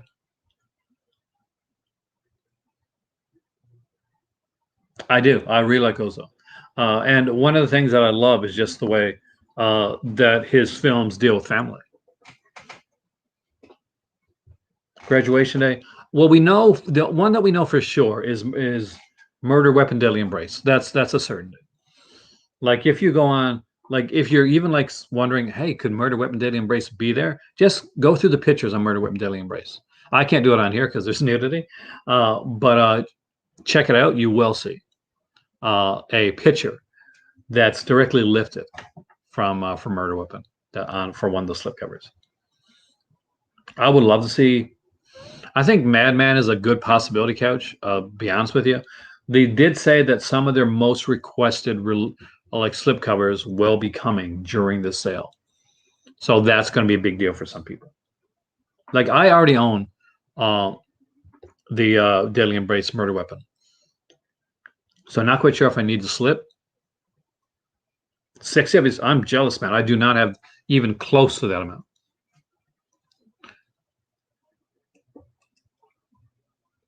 I'm guessing you got the Solid Mirando ones that were put out by the pair that were put out by Severin. Those were brilliantly, beautifully done with the black slips. So Madman's a good possibility. Graduation Day is definitely a possibility there for a slip.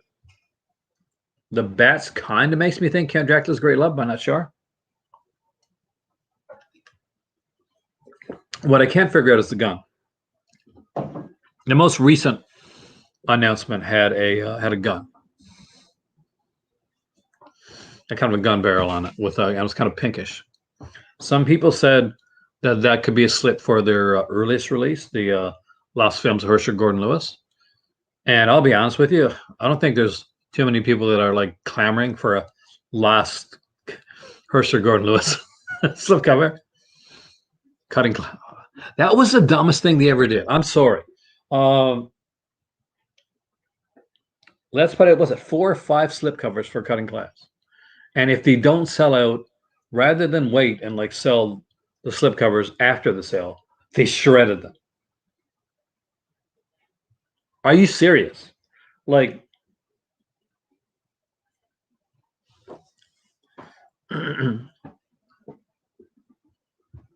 that was, and Severin has done like similar things with their titles that only come out for the weekend, and if you don't buy them during the sale, you don't get them unless you go to like a convention.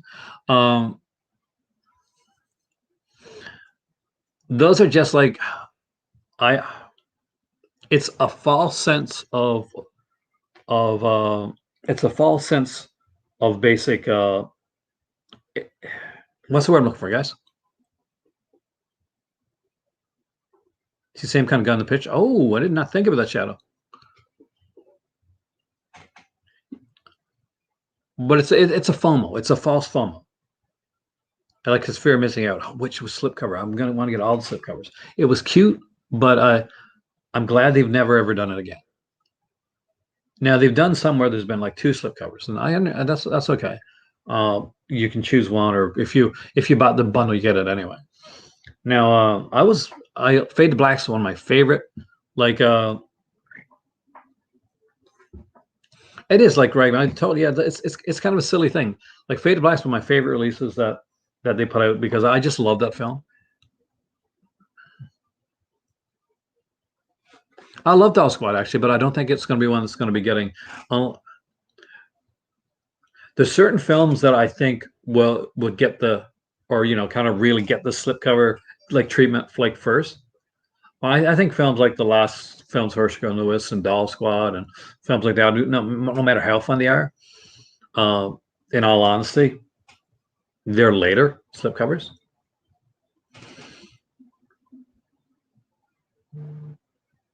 Well, that's the one thing. That's a good thing you mentioned there, Professor. So I collect. I don't only collect films. For those who know, you probably do know. I collect comics, but I don't collect comics in like the comic book format. I buy omnibuses.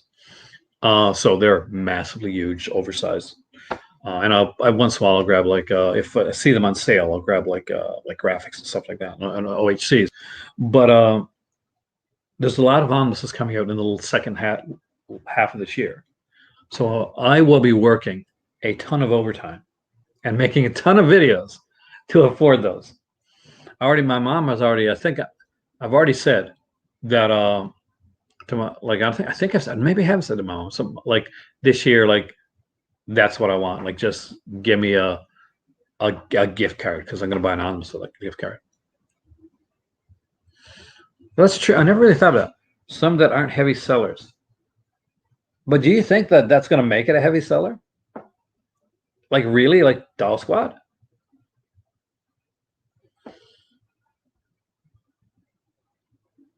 Fade to Black and Fade to Black. What's good about Fade to Black, Kubrick, and I think what's all is good and bad is for some people going in like that knew nothing about the film, they thought they were going to get a slasher film, and it's not. Like it's a psychological thriller. That's what it is. But people went into that like thinking, "Oh, this is a slasher movie." It's Charlie's Angels before Charlie's Angels, Mike. I love Doll Squad actually. There's two films now, actually. Doll Squad and what's that? Like Mission Kill Fast, right?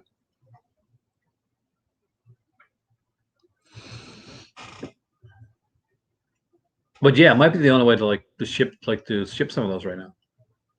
Fade to Black is such a good one, and it's like it's a slow burn. Like it's definitely it's a bit of a slow burn. I like the way that the film was done. Years of Lead. I don't have that period yet. Polizziazzi, right? Which I, by the way, totally probably mispronounced. But such a solid looking set.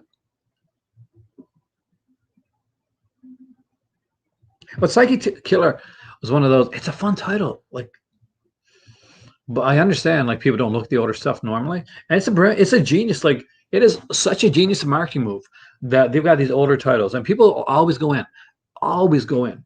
and look at the limited editions, right? They always look. That's the first place people go. I gotta get this limited edition before it sells out. To go in like, hey, let's make some slipcovers for titles that aren't selling. Good Luck, Miss Wyckoff is one I need to get. That's a film I've seen years ago. It's a really good film, by the way. And as like an early like people say, well, I can't believe like Vinegar Syndrome like did something like Patty Hearst or they did something like Putney Swoop. Like they're really changing. But one of the early releases for Vinegar Syndrome was Good Luck, Miss Wyckoff, and that's a solid film.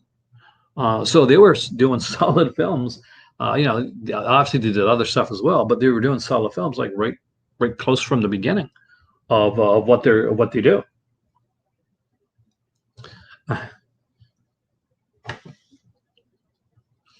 Well, the company that I work for is they do a lot of sales during like Christmas, and we look for they look for like a lot of people during Christmas to come in and do extra hours. And Christmas is the busiest time, like October, November, like that time. It's really our busiest time of year. So, but it's stressful because I I work on phones and I do supervisory work. So if you're calling somebody and you're angry, like I'm the person when I get the angry people, and 8 hours of that like alone, especially when it's like back to back, it can be kind of daunting. And then like saying, you know what, I'm going to do 12 hours of this today, um, is is a bit much, but this is what you got to do to buy the stuff you want, right?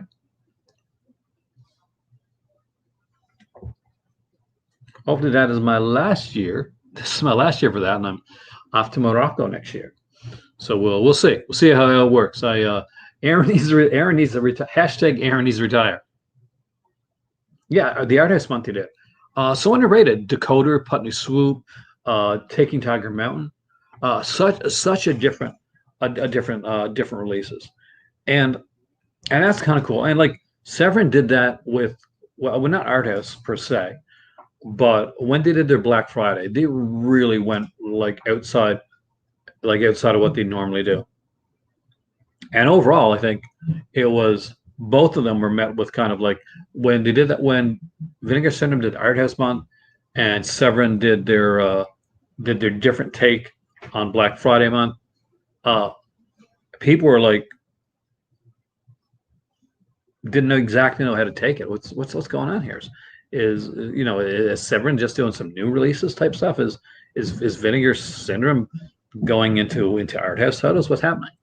And it's nice that we still at this point in the game, both these companies have been around for a while now.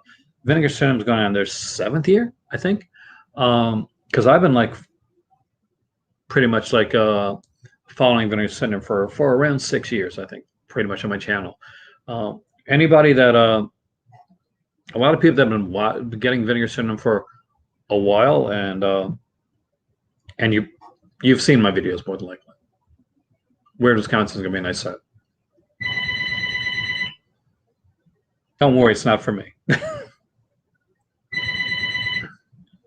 It's at the point now where there's so many sets coming out, and there's so much, and we're getting to the point where 2020 was a huge year for films. Like the releases that came out in 2020 were incredible, were amazing. But in 2021, and Shadow and those people have a forum that they go to, and in 2021, uh, we're uh, we're getting more. Like it's not dying down. It's just the opposite. We're where you thought like maybe it's going to die off a bit, maybe we're going to get less, maybe there's going to be less box sets, maybe there's going to be um, less like solid or exciting releases.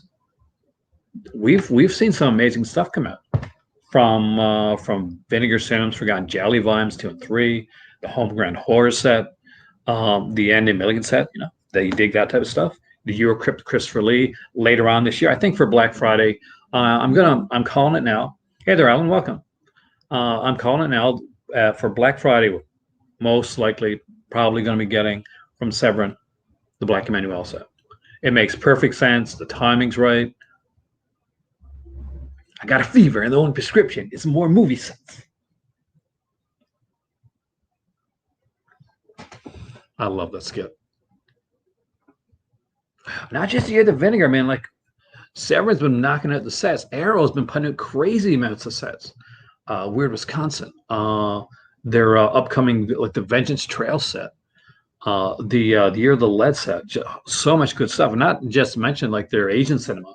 That's been incredible. 88 Films has been killing it with the Urban Legends release, with all these like JCVD releases and the Jackie Chan stuff, and just the BFI's come with a bunch of stuff. Eureka's got some amazing stuff coming out this year, including a really cool like silent film set. So you're getting this like proliferation of like titles like coming out from all like all everywhere, coming from all sides, and you really gotta like you gotta decide. Like I know, like for me, I buy a lot of Severin, I buy a lot of Vinegar Syndrome. Those are two companies I buy a lot of. Arrow, I buy quite a bit of. So when I'm looking at those three companies, and I know like certain sales that are coming out, when I knew that the Vinegar Syndrome sale was coming out, like I get hit, of course, by by a bunch of by a bunch of bills I didn't expect this year. That was the only problem with me. But that happens. That's life. Life happens. You don't complain about it. You suck it up. You put on your big boy pants and you go on with it. And but you realize, okay, these sales are coming up. This is stuff that I want. Let's try and do as much as we want. I see. I don't think so, Jess. I mean, like if you watch like Brian Sowers, just to this channel, if you watch Michael Keane, if you watch Master Chaos, like all of them like did a lot of talk with the Milligan set. Milligan's just a different bit. Like I always say, and this is my go-to when people ask me about Milligan, for a director is one hell of a writer.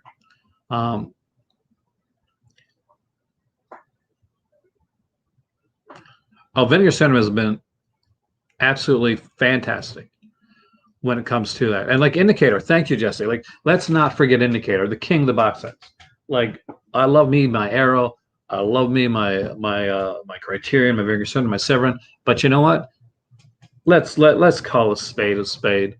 Indicator, they just the features that they put on their releases, such amazing box sets.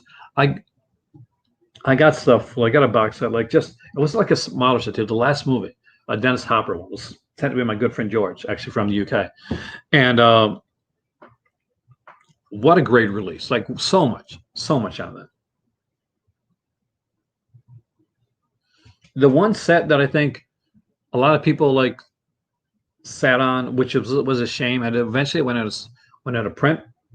And I hope everybody that wanted to get it got it. And that's the Norman J. Warren set that came out from Indicator. That, my friends, is a set to behold. That is an incredible set. Like Indicator just killed it with the Norman J. Warren set. And same thing with when they put out the Fu Manchu set as well. If that's your that's your jam, and that is my jam. Uh, what a hell of a set! But look at the stuff we got. Look at what's come out this year. Look at what came out last year, and it doesn't seem to be stopping right now. And it's because the casuals are watching their streaming stuff. They got their streaming channels, and which is good. Nothing wrong. Streaming isn't here to take away your movie collecting. That's not what streaming's for. Streaming's here to take away your cables. What it's here for, uh, and some of your theaters. But people that collect films, that collect movies, uh,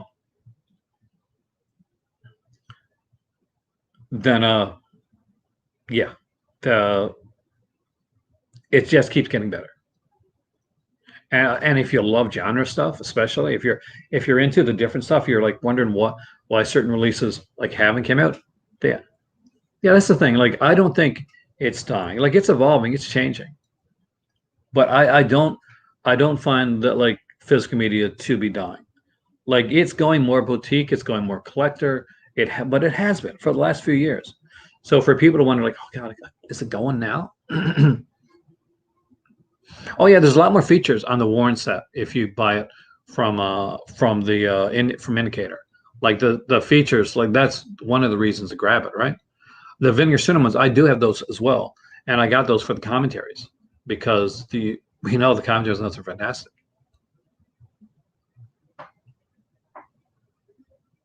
Like there's certain names that I look for when it comes to a good commentary. You're looking for people like Heather Drain, Sam Deegan, Ket Ellinger. You're looking for people like Troy Howarth, guys like that. Uh, Anytime you see any of those names, anytime you see something with Rachel Nesbitt on it, it's always a fun commentary. I like the guys that do the Nashi cast. I think they do great commentaries. And Kim Newman, Alan Jones, always good stuff. And it's such a beautiful set too. I love the way that set was put together.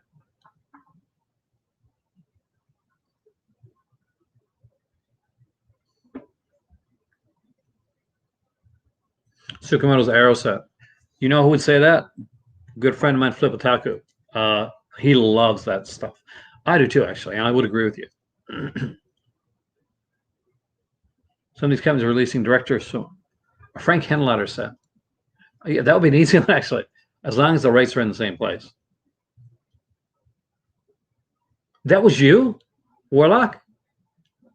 I'm so jealous, man. The only time I win a $25 coupon is during their adult sale. Kat is incredible. Heather is amazing. So is Sam. Like they do great stuff.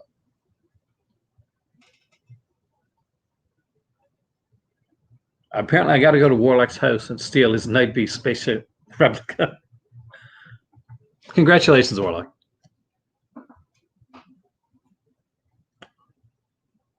Yeah, like don't like go and think with thinking Frankenhooker is going to be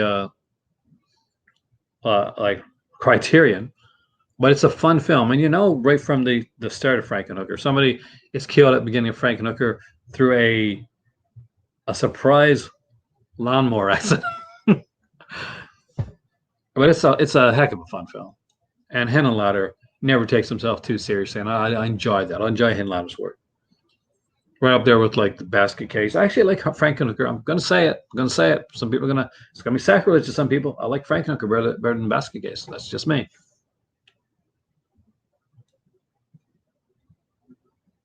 Oh yeah, it's very dark humor. Do I think those Fu Manchu? I am so. I'll be honest with you, John. Uh, the way things are today, I'm surprised the Fu Manchu release has got a region B release. So I would recommend getting them. Oh,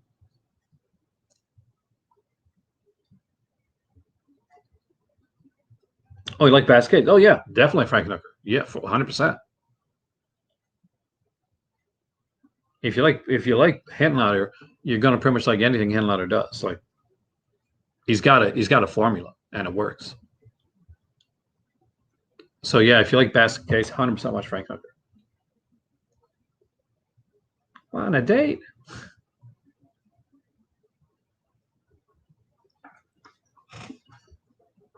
And for some of these films too, it's not just like about seeing like for me especially, like, and I guess if we're, a lot of you guys live in the States or live in like places like New York, and you're older Times Square and like the whole like that whole era to see like that place like caught on film at that time.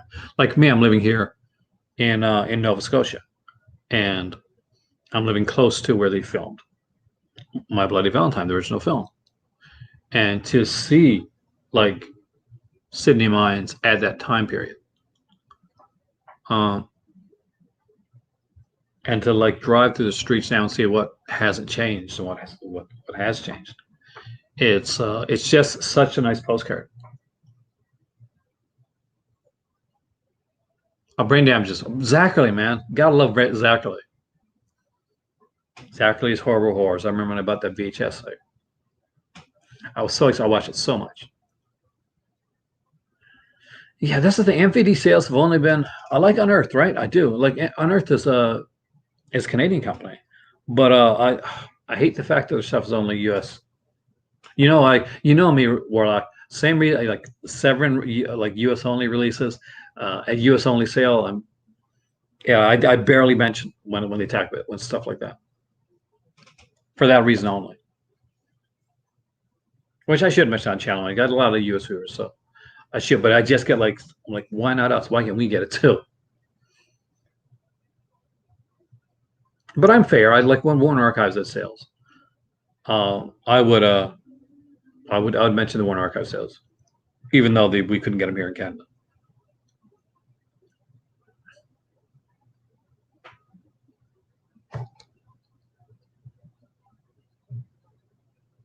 Yeah, Brain Damage is where like basically Zachary, the host, the horror host Zachary, does the voice of what's the character's name again?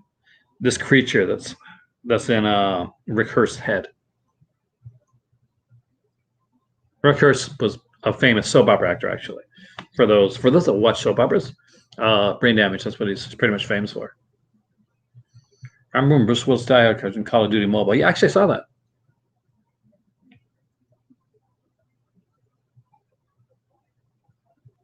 The Mail International. That's interesting. No, I'll keep an eye on that one then. Elmer, thank you.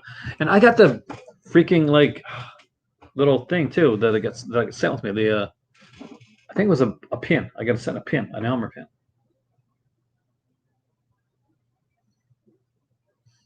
Oh, I'm pimping both of them. It's just the screen. It's just like Vinegar. If Vinegar Syndrome had a picture too, like this size that I could put on the screen while I'm talking to you guys, I would be there.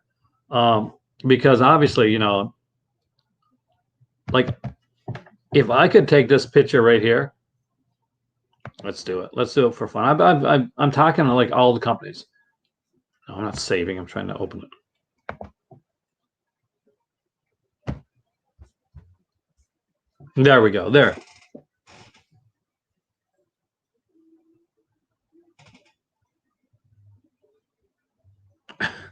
There's your.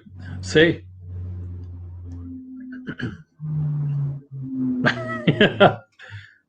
I like your shout about another. I was so excited because I didn't think I'd get the Elmer pin, because I heard it was sold out, and that was the thing. I was like, oh man, hit the zoom right on. God, makes me feel so old. Yeah, let's go back one. There you go.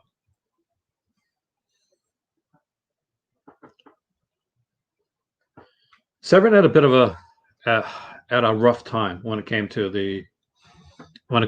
getting stuff here to Canada. With your Cotton Film stars coming soon, I'll be definitely like showing that. There is another company. I won't say who right yet, but they're a newer company. I have been speaking with their owner,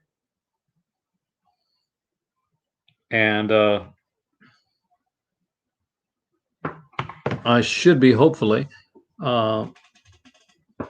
being able to showcase some of their releases in the near future as well. So just keep an eye out for that. When I have more details, when I get more deets, you guys will know deets there. God, I'm old. You guys will know. But there's another company too that I'll be highlighting on this channel, and they have some extremely cool stuff. So keep an eye over that. And I do mean this is different. There's some different stuff here, and I think you got some of you guys here, especially the collectors, are going to be extremely excited. Rick Hurst was Rick Hurst the Dukes of Hazzard? I don't know if he's the Dukes of Hazzard or not, but I know that he was in General Hospital and he played Alan on As the World Turns. I think it was As the World Turns. That's just guiding light. I think it was As the World Turns. Alan Spaulding Jr. Mondo Macabre. Yeah, actually spoke with us earlier. Mondo Macabre is putting it Slip. I haven't shown the pictures yet, which I'll show in a second, actually. And they're putting it Frenchman's Farm. I like Short Circuit too. I mean, it's not as good as Short Circuit. Like, don't get me wrong, Jesse, but it's fun. There's a new company soon entering the boutique ring. Oh, nice. Anything. See, that ends up like being good and bad because we're like. So let's look at the mono releases there. Well, I'm going to show you guys that as well. Let's see if they got them here.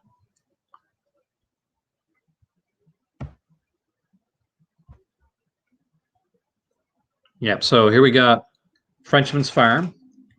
Without a doubt, it's the best film of my entire career. Paul Naschy. Frenchman's Garden with Maria Jose Caludo, Paul Naschy, and Agata Elias.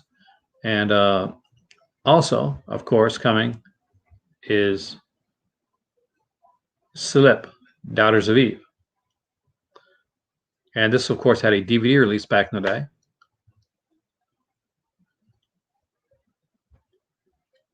Which Ultraman set are you talking about, John? Is it the, are you talking about Leo? Or if you're talking about Leo, that's going to be reviewed on my channel actually next week. That'll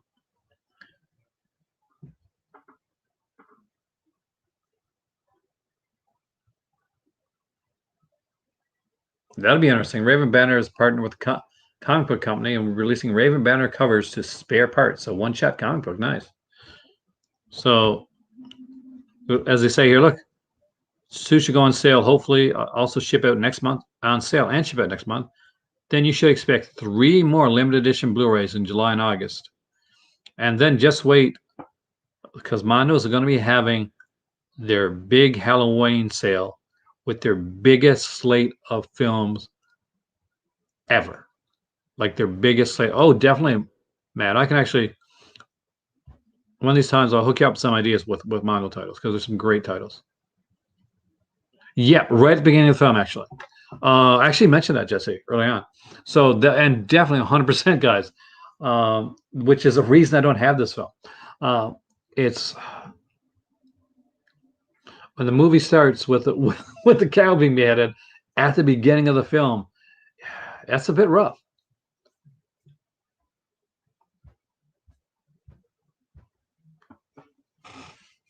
So know that ahead of time. Thank you, Jesse, for saying.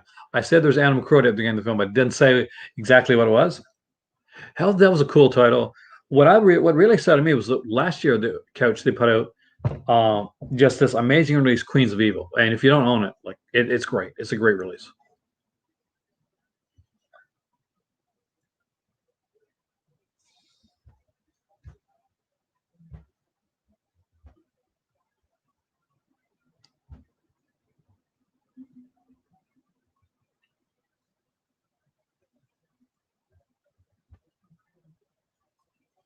There you guys go. You can head on to the preview world to see spare parts, comic book info.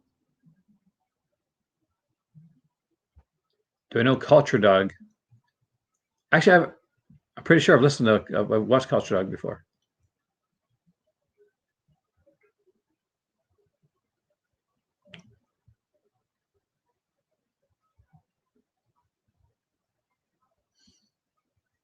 It's the first Rick. H-E-A-R-S.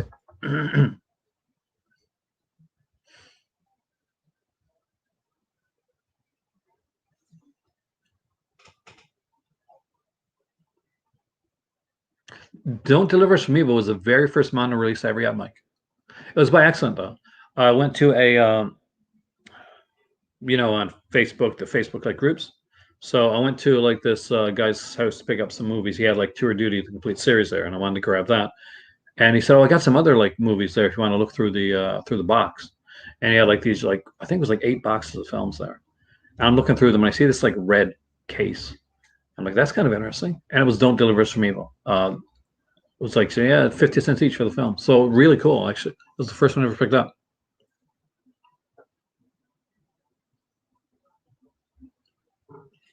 Hey there, Jason. Are you excited, man? Are you excited about the sale? Are you excited about the Mondo releases? Are you excited about the Vinegar Syndrome sale? Are you excited about the Severin sale? Secret releases. Let's talk about them for a second. A lot of people assume, and we don't know for sure, but are assuming that we're getting the double feature is going to be Scanners Cop 1 and 2 on for the 4K UHD. A lot of people have assumed it, but again, still an assumption. And as my journalism teacher said on the very first day of class, when you assume, finish the sentence yourself. You know what this, you know what the phrase is.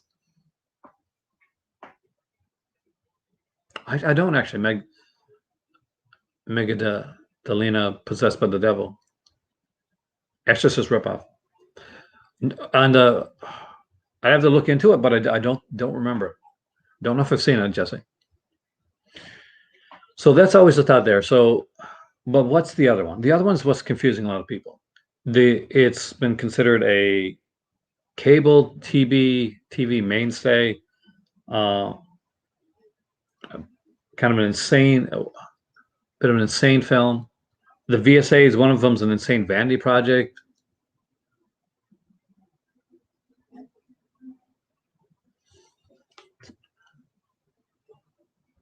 See, none of the clues have ever been any of the new titles. The clues are always, especially when you see the clues that look like that, those are always clues to the legacy slips. Like, here's the thing, and like unlike Warlock, I there was enough that I knew about in the sale, from the televised tear set to to the different like the cheesiness of Surf 2, that type of stuff, that I said, you know what? That's enough for me to buy. It's enough for me to go. There is no Surf Part 1, but I that's a funny joke. But there's enough there in the titles that I know that I feel safe in ordering with titles that I don't know. But it's got to be your thing. I mean, you gotta. I can't like say like this is what you should get, or I can come on. I can tell you like this is what I like, and give you my thoughts on things, give you my perspective. And the good thing about here is we've got a nice group of people with varying tastes and views that have watched a ton of films and watched movies that I haven't seen, and they'll give their opinion. So the one thing I'll say is you come out of here, and thanks to you guys in large part, uh, hopefully, and in most of the time, I think a bit more excited, uh, and about and hopefully a bit more knowledgeable on certain titles. Hobgoblins, oh, that'd be cool. I would love a Hobgoblin slip. Actually, I got Hobgoblins. I would be tempted on a slip for that. I like Rick Sloan. I do. I like Blood Theater. I like a lot of people didn't. I know they didn't. I really like Vice Academy, and again, a lot of people didn't like Vice Academy. I like those films. But I want Vice Academy 4 to 6. That's what I want, because I think they're just as good. Like some of the later Vice Academies beat some of the earlier ones. Alabama actually has a really good title. Young Bicycle Girls. I don't know that one. I don't know a lot about Dark Force. Now this is like a start over, so I'm giving Dark Force another shot. Last year was pretty hard on Dark Force because some of their stuff was a bit sketchy. But this year we're starting anew, so they're at the same spot as everybody else. Not even like Vice Academy, like with Linnea Quigley and like Ginger Lynn, or later on Elizabeth Caden. Love Elizabeth Caden. such a huge like fanboy for her stuff because I think she can definitely act. She's a good actress, and she's definitely cute.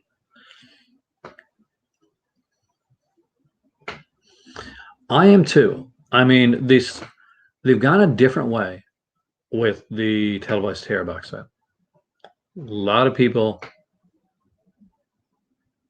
yeah, I bought the everything bundle couch, so I that means everything. So six string samurai, um, is definitely cool. It's definitely cool. In my opinion, it's a weird film, but it's definitely it's something that was legitimately put on YouTube by the makers. But it's one I'm actually excited about. The televised terror set, 110%. It's me. I grew up like I hit 50 this year. I literally grew up in the golden age of television horror, where basically that will be hyped like you'd be saying like all these commercials, television commercials for movies that were actually something that's creepier than the films themselves. I grew up like saying stuff like, the what's that? Are you afraid of the dark type stuff, and just a really cool little like horror tales, Kolchak. Um, the one of the titles here is it's so different than you think it's going to be actually. The one with Dennis Quaid. That's and it looks like it's some like slasherous film.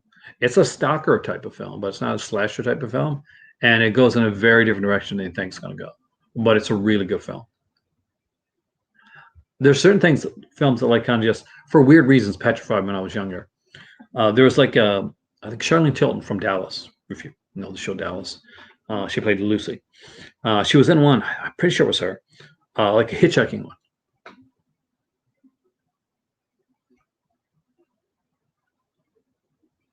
That scared me as a kid. Yeah, Vinegar Sim did a two pack of on DVD, a Chef Factory, I should say.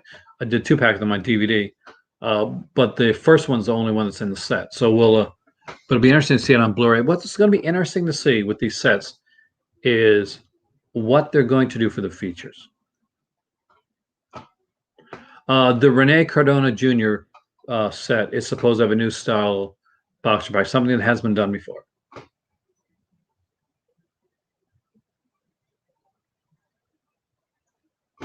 So if you're a fan of Cardona, so if you're a fan of Rene Cardona, the director, then that's the one that's going to have like the unique set styling. It looks to me like the unique styling is going to be like a mural of three box sets together, but and I'll be glad with that. But I kind of hope there's a little bit more to it than that for the hype that they put into it,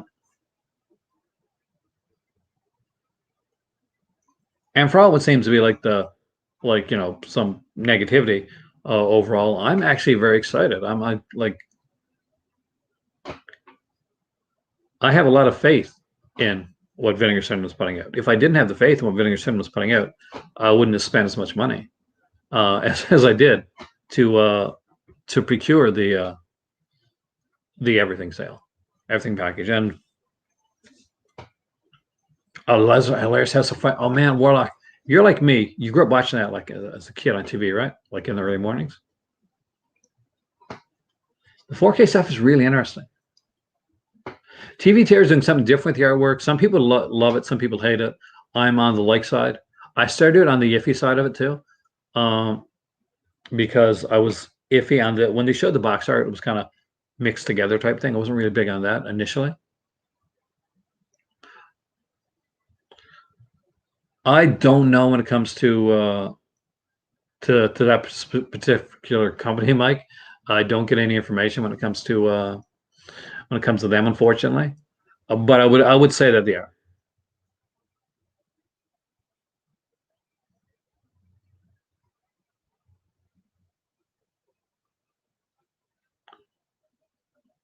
215. Yeah, exactly. The things it was $215. So when you but things we don't know, well, like it looks from what we see of the artwork so far, it's not the greatest, right? But that being said, Shadow, we haven't seen like the full box set. When I saw the Forgotten Jelly Volume 3 box set, for instance, and they showed that autopsy like that, like screaming face on the cover. I was iffy about box art, but when I actually got it and saw it in person, it was a bit easier to understand. I think once we see the box art and the way that's done, I got a feeling that we may be a lot more pleased than we think. I got faith. Gotta have faith. Because well, like that was like everybody. I think that's one of the things he did. I don't think they were initially going to put out those individual artwork, but they put them out because people were so downing on it, like so much. Daisuke's birthday was recent, by the way. Great channel, great guy.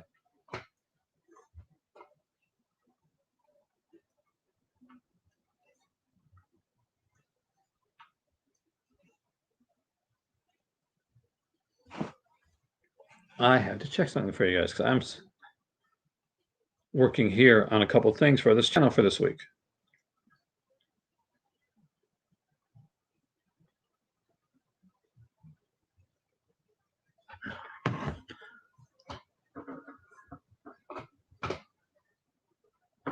But there's so much like the Rene Corona. I like the artwork style for me, like just me personally, of the televised hair set right now a bit more than I do like the Reno Cardona box set art, and that's just because of what we've seen of the box set art.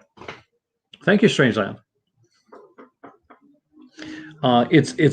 It's more along the lines. It makes it seem more of like a cannibal-esque type style to the artwork.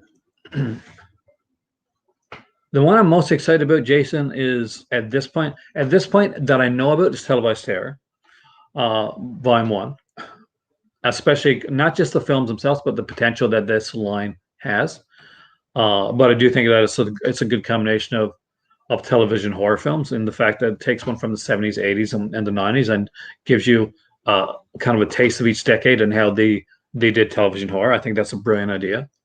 Of the unknown ones that are heavily rumored, extremely excited about the Scanners Cop 2 release. Roger Corman is still alive. Yeah, amazing, but he is still alive. He's getting up there too.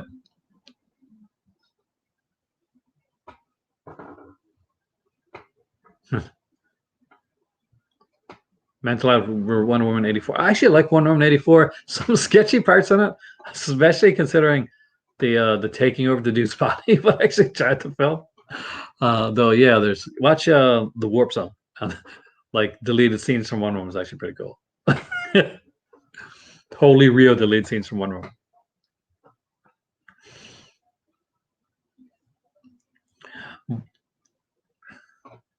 Yeah, because what we've gotten so far,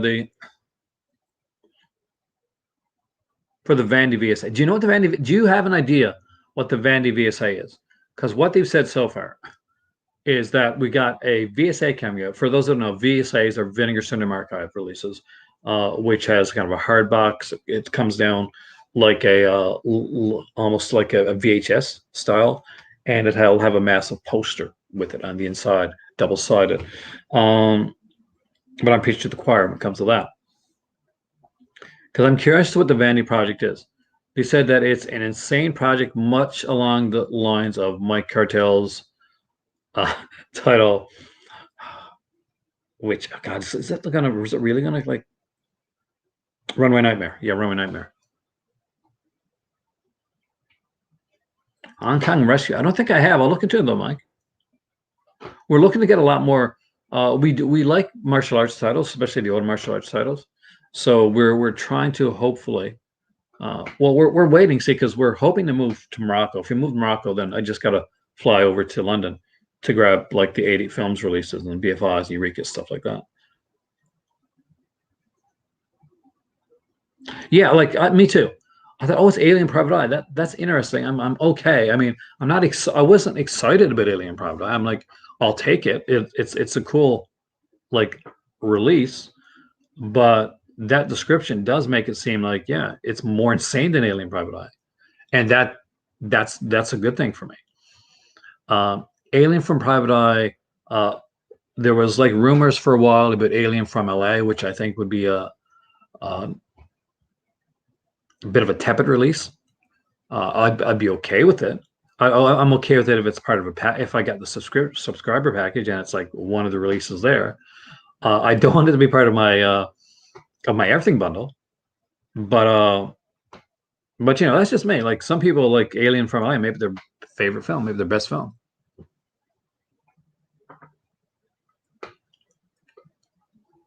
And that's what it comes down to.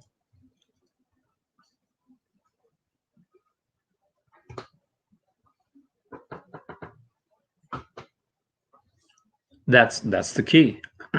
That's the key to all of this.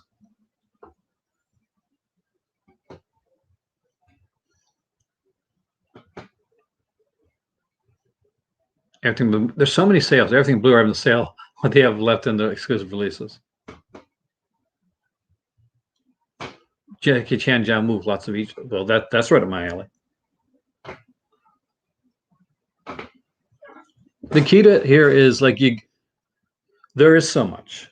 There is so much that's out there.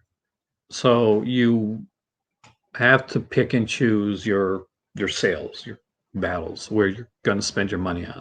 If you are one of the lucky people that has the ability to go out and grab whatever you want, that's fantastic. It's wonderful, and hell yeah, all the power to you.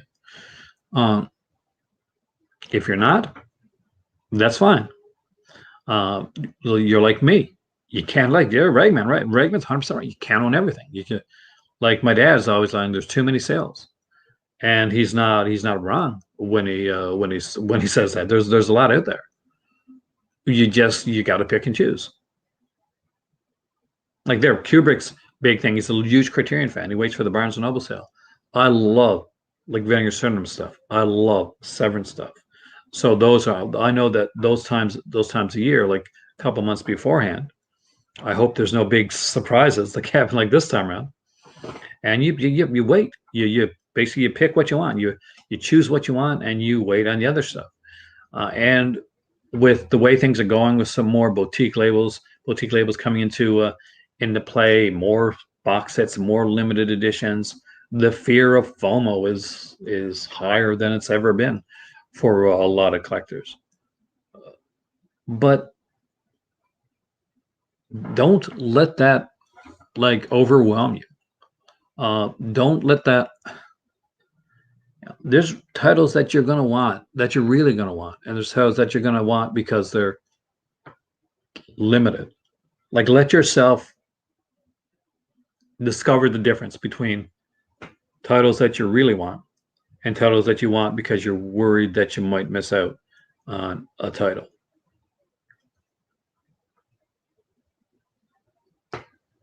And that's the thing. And it's okay. It's okay to miss out on something because you know what? Something else is going to come out there.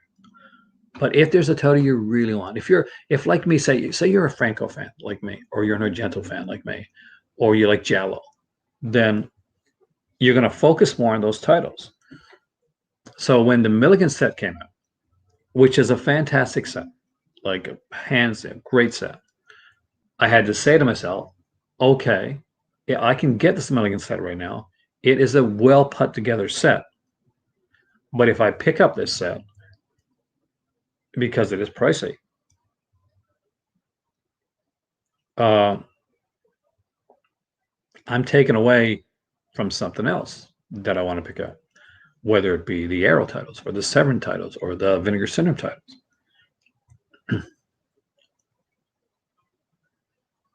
It's fun. Like it's like base card. But remember when you're collecting a kid and you're collecting baseball cards or what cards or hockey cards for me actually, and comics and stuff like that.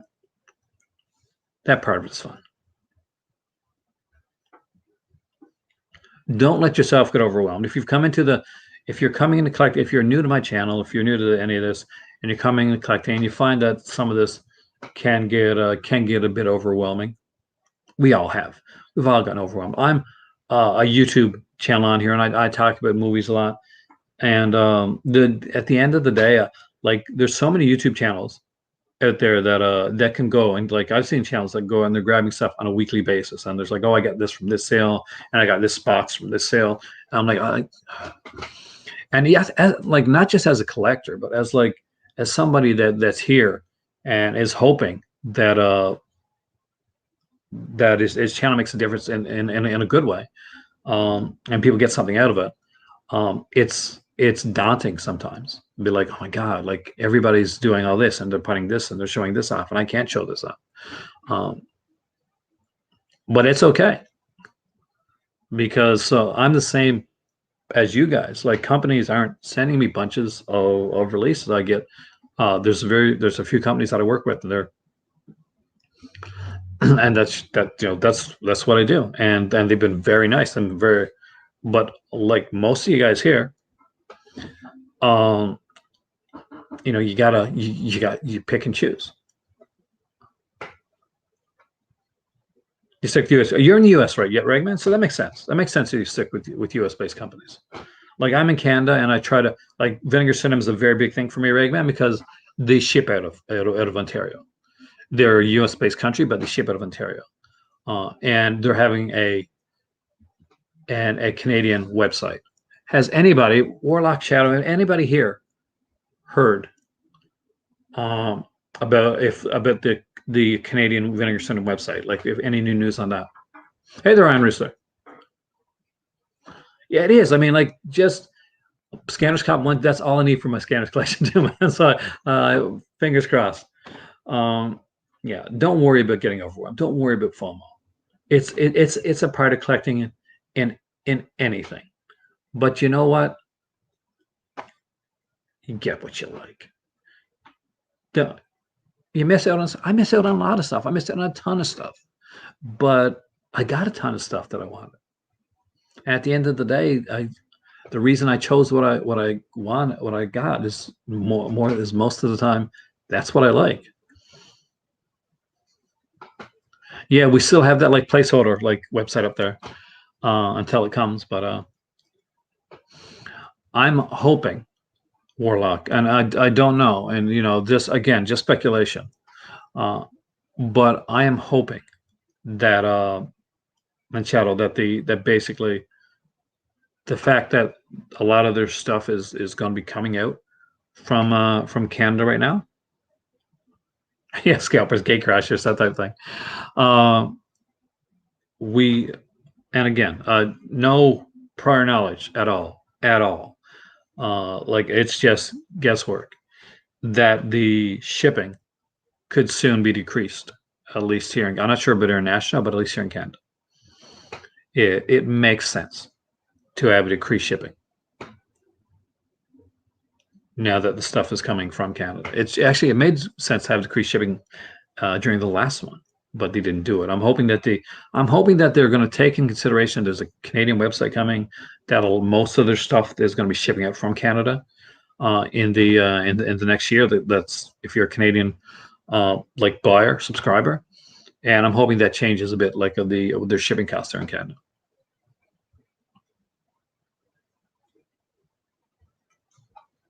So it'll be interesting to see. For those that don't know, if you go in and you write down vinegarsyndrome.ca, it'll bring you to a website that has that old placeholder that we normally see during sales, Vinegar Syndrome sales with the red glove, right? You know that one? That's on the vinegarsyndrome.ca website. So eventually we'll get more information on that. I'm hoping maybe after the sale, we'll get a little bit more notice on that. I had heard that the guy that does the shipping from Canada is preparing for the vinegarsyndrome.ca website. So that makes me think it's coming sooner rather than later.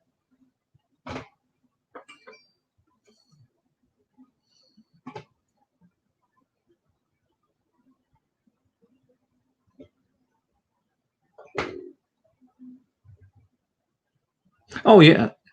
Oh yeah. Like what Warlock said, Kubrick there basically, it's easier to get titles like in the United States because like there's a lot of companies are in the United States.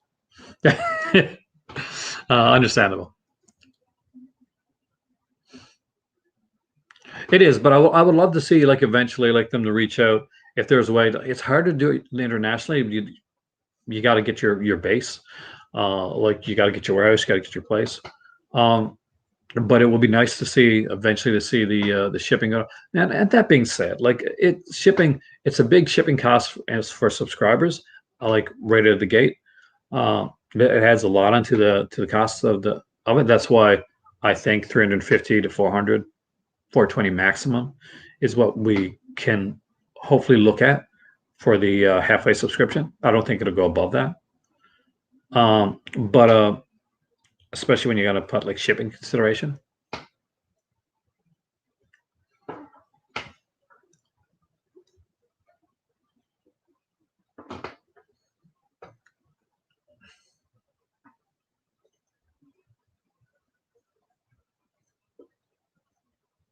Super helps cool. Well, not right now, Kubrick. I love the United States, actually. That's I used to live in Ontario, and we would take trips to Maine, places like around there. I eventually want to travel to the when nothing's stuff is not far anymore. I love to travel to the U.S. It makes more sense for me where I'm right now in Canada to get like things more Canadian centric and get it on and to get things online. More things are online now than they used to be. But overall, my ideal is to eventually, get a box in London and fly over like a few times a year and just grab a lot of releases from there. You'll see, like, when I get to Morocco, you're probably going to see much more Arrow, BFI, Eureka, 88 film style like videos, and maybe some different stuff as well, because I plan to do a bit more location work over there too. And I'm in like Nova Scotia, so it's a much farther trip for me.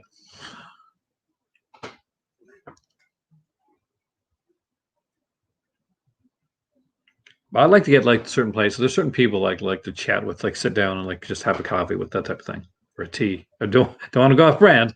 Um, that's one of the reasons for me. That's one of the reasons for the UK as well. I have like friends over there.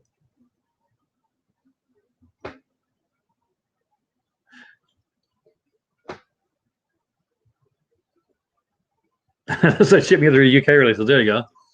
We'll work something out there. We're alive. Um, but you still have a bit more brick and mortar than we have.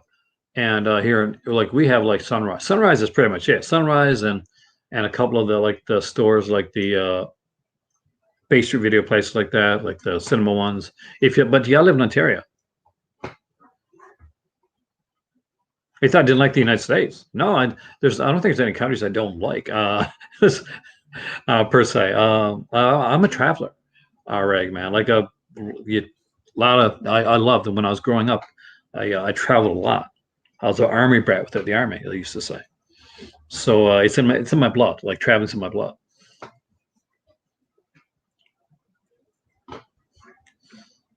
It's what I do. It's what I love to do. And once I retire, that's one things that I want to do. There's some places that we want to go. It's a place to Canary Islands we want to check out. Just places in Paris, London. Like to go to. I love to go to Ireland. I love to see Italy. I've never been to Italy. I would love to go to Italy. Obviously, I'm a huge Giallo fan. They're sorted spookies already. Wow.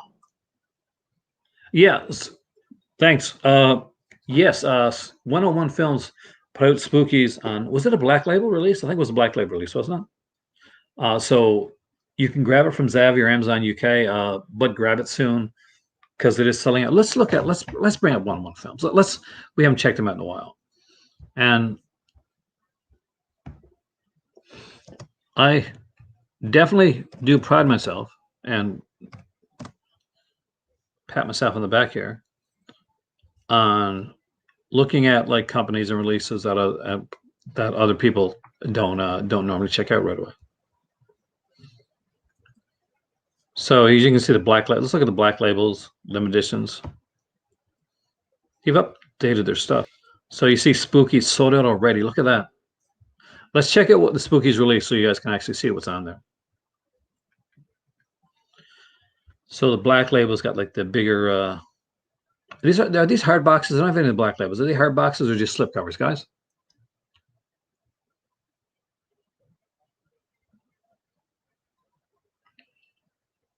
I would love to do that. I'll actually take some footage where some jello films are made. Brilliantly done. There's a booklet with there. There's like 2 disc release. Let's check it out. Like, because one of the big things for Vinegar Syndrome was the Spookies release was just incredibly well done. But if you're in the UK and you can't get the Vinegar Syndrome release, you're gonna want this one.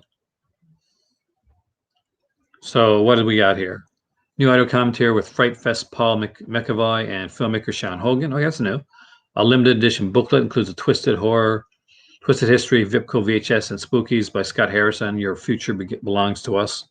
Reignite Terrors and Spookies by Liam Hathaway. Twisted Terror, The Unmaking Spookies. That one was the documentary that was on the Vinegar Syndrome release. Vipco, The Untold Story, a brand new extended version that was also on the Vinegar Syndrome release. 2015 Alamo Drafthouse screening introductions, archival location featurettes, outtakes, and blooper reels. Hard boxes, thank you. They're not really hard boxes like Arrow, but they're harder. I'm getting conflicting things there. I'm guessing it's a harder box, but not a hard box. Would that be correct? Not like the knock test box like an Arrow, but like a more sturdy.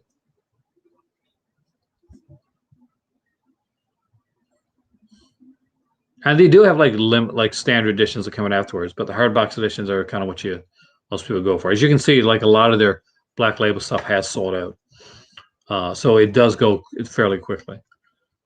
They did Black Book, Phase 4, Silent Night, Deadly Night 1, 2. That one went fast. Class of 1984, Howard the Duck, Split Second, Rabid, Screamers, Prom Night, Existence, Trespass, Roller Coaster. All those are ones that have sold out. Now, I do recommend, like, if you can grab even the standard edition of okay, where's it at? Of Rabid, because this is one that I want. Because right here, The Quiet Revolution, State Society, and the Canadian Horror Film Part 1, Gimme Shelter, Cinepics, and the Birth of Canadian Horror. So this is a 2-part documentary. The first part is on the original Rabid, and the second part is on the Rabid remake. So if you're a documentary fan and you like exploitation, you're gonna want this. Like the Crash one. Okay, so kind of like the Crash Sim edition. Oh, I love the Crash Sim edition. That was sent to me by my good friend here, Dustin, and what a beautiful release that is. They also do like the Red Label releases, which is more of like the genre stuff, but not always feature heavy. And then they do what you call the Cult Collection, which are featureless but have well, it's limited editions. After the stuff sell out, Ragman, they put out like regular editions as well, so you don't have to miss out. And they do put out as fairly inexpensively too. They have a lot of sales too. Just went to Blu-ray dinner tonight.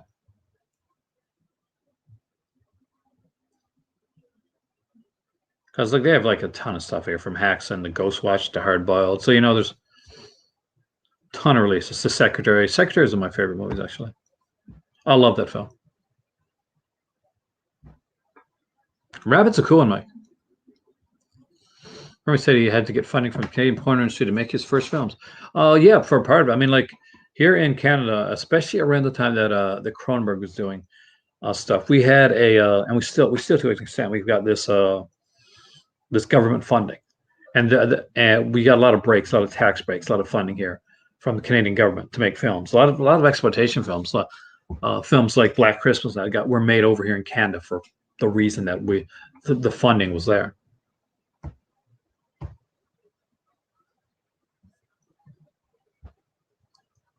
But let's do a shameless plug before I go. There you go. Donate to my videos. All right. With that being said, I am Aaron. I want to thank you for joining me for the last 2.5 hours to talk everything Vinegar Syndrome, Severin, to just chat about some really great stuff. And if you found me here, whether it be on Twitch or Facebook or YouTube, thank you so much. There is a donation link down below. No pressure. You want to use it? Fantastic. Appreciate it. If you can't, again, like the video, share, subscribe. I'm glad that you're here. I'm already sold out, man. And as always, there's the merch store too. If you want to check it out, and there's a Patreon if you want to be here for the exclusive Shopping with Aaron video next week. I will see you guys as always right here next time. Same cult time, same cult channel. It is time for tea. Have a fantastic day, and I'll see you soon. Enjoy your evening, guys. Have a great weekend.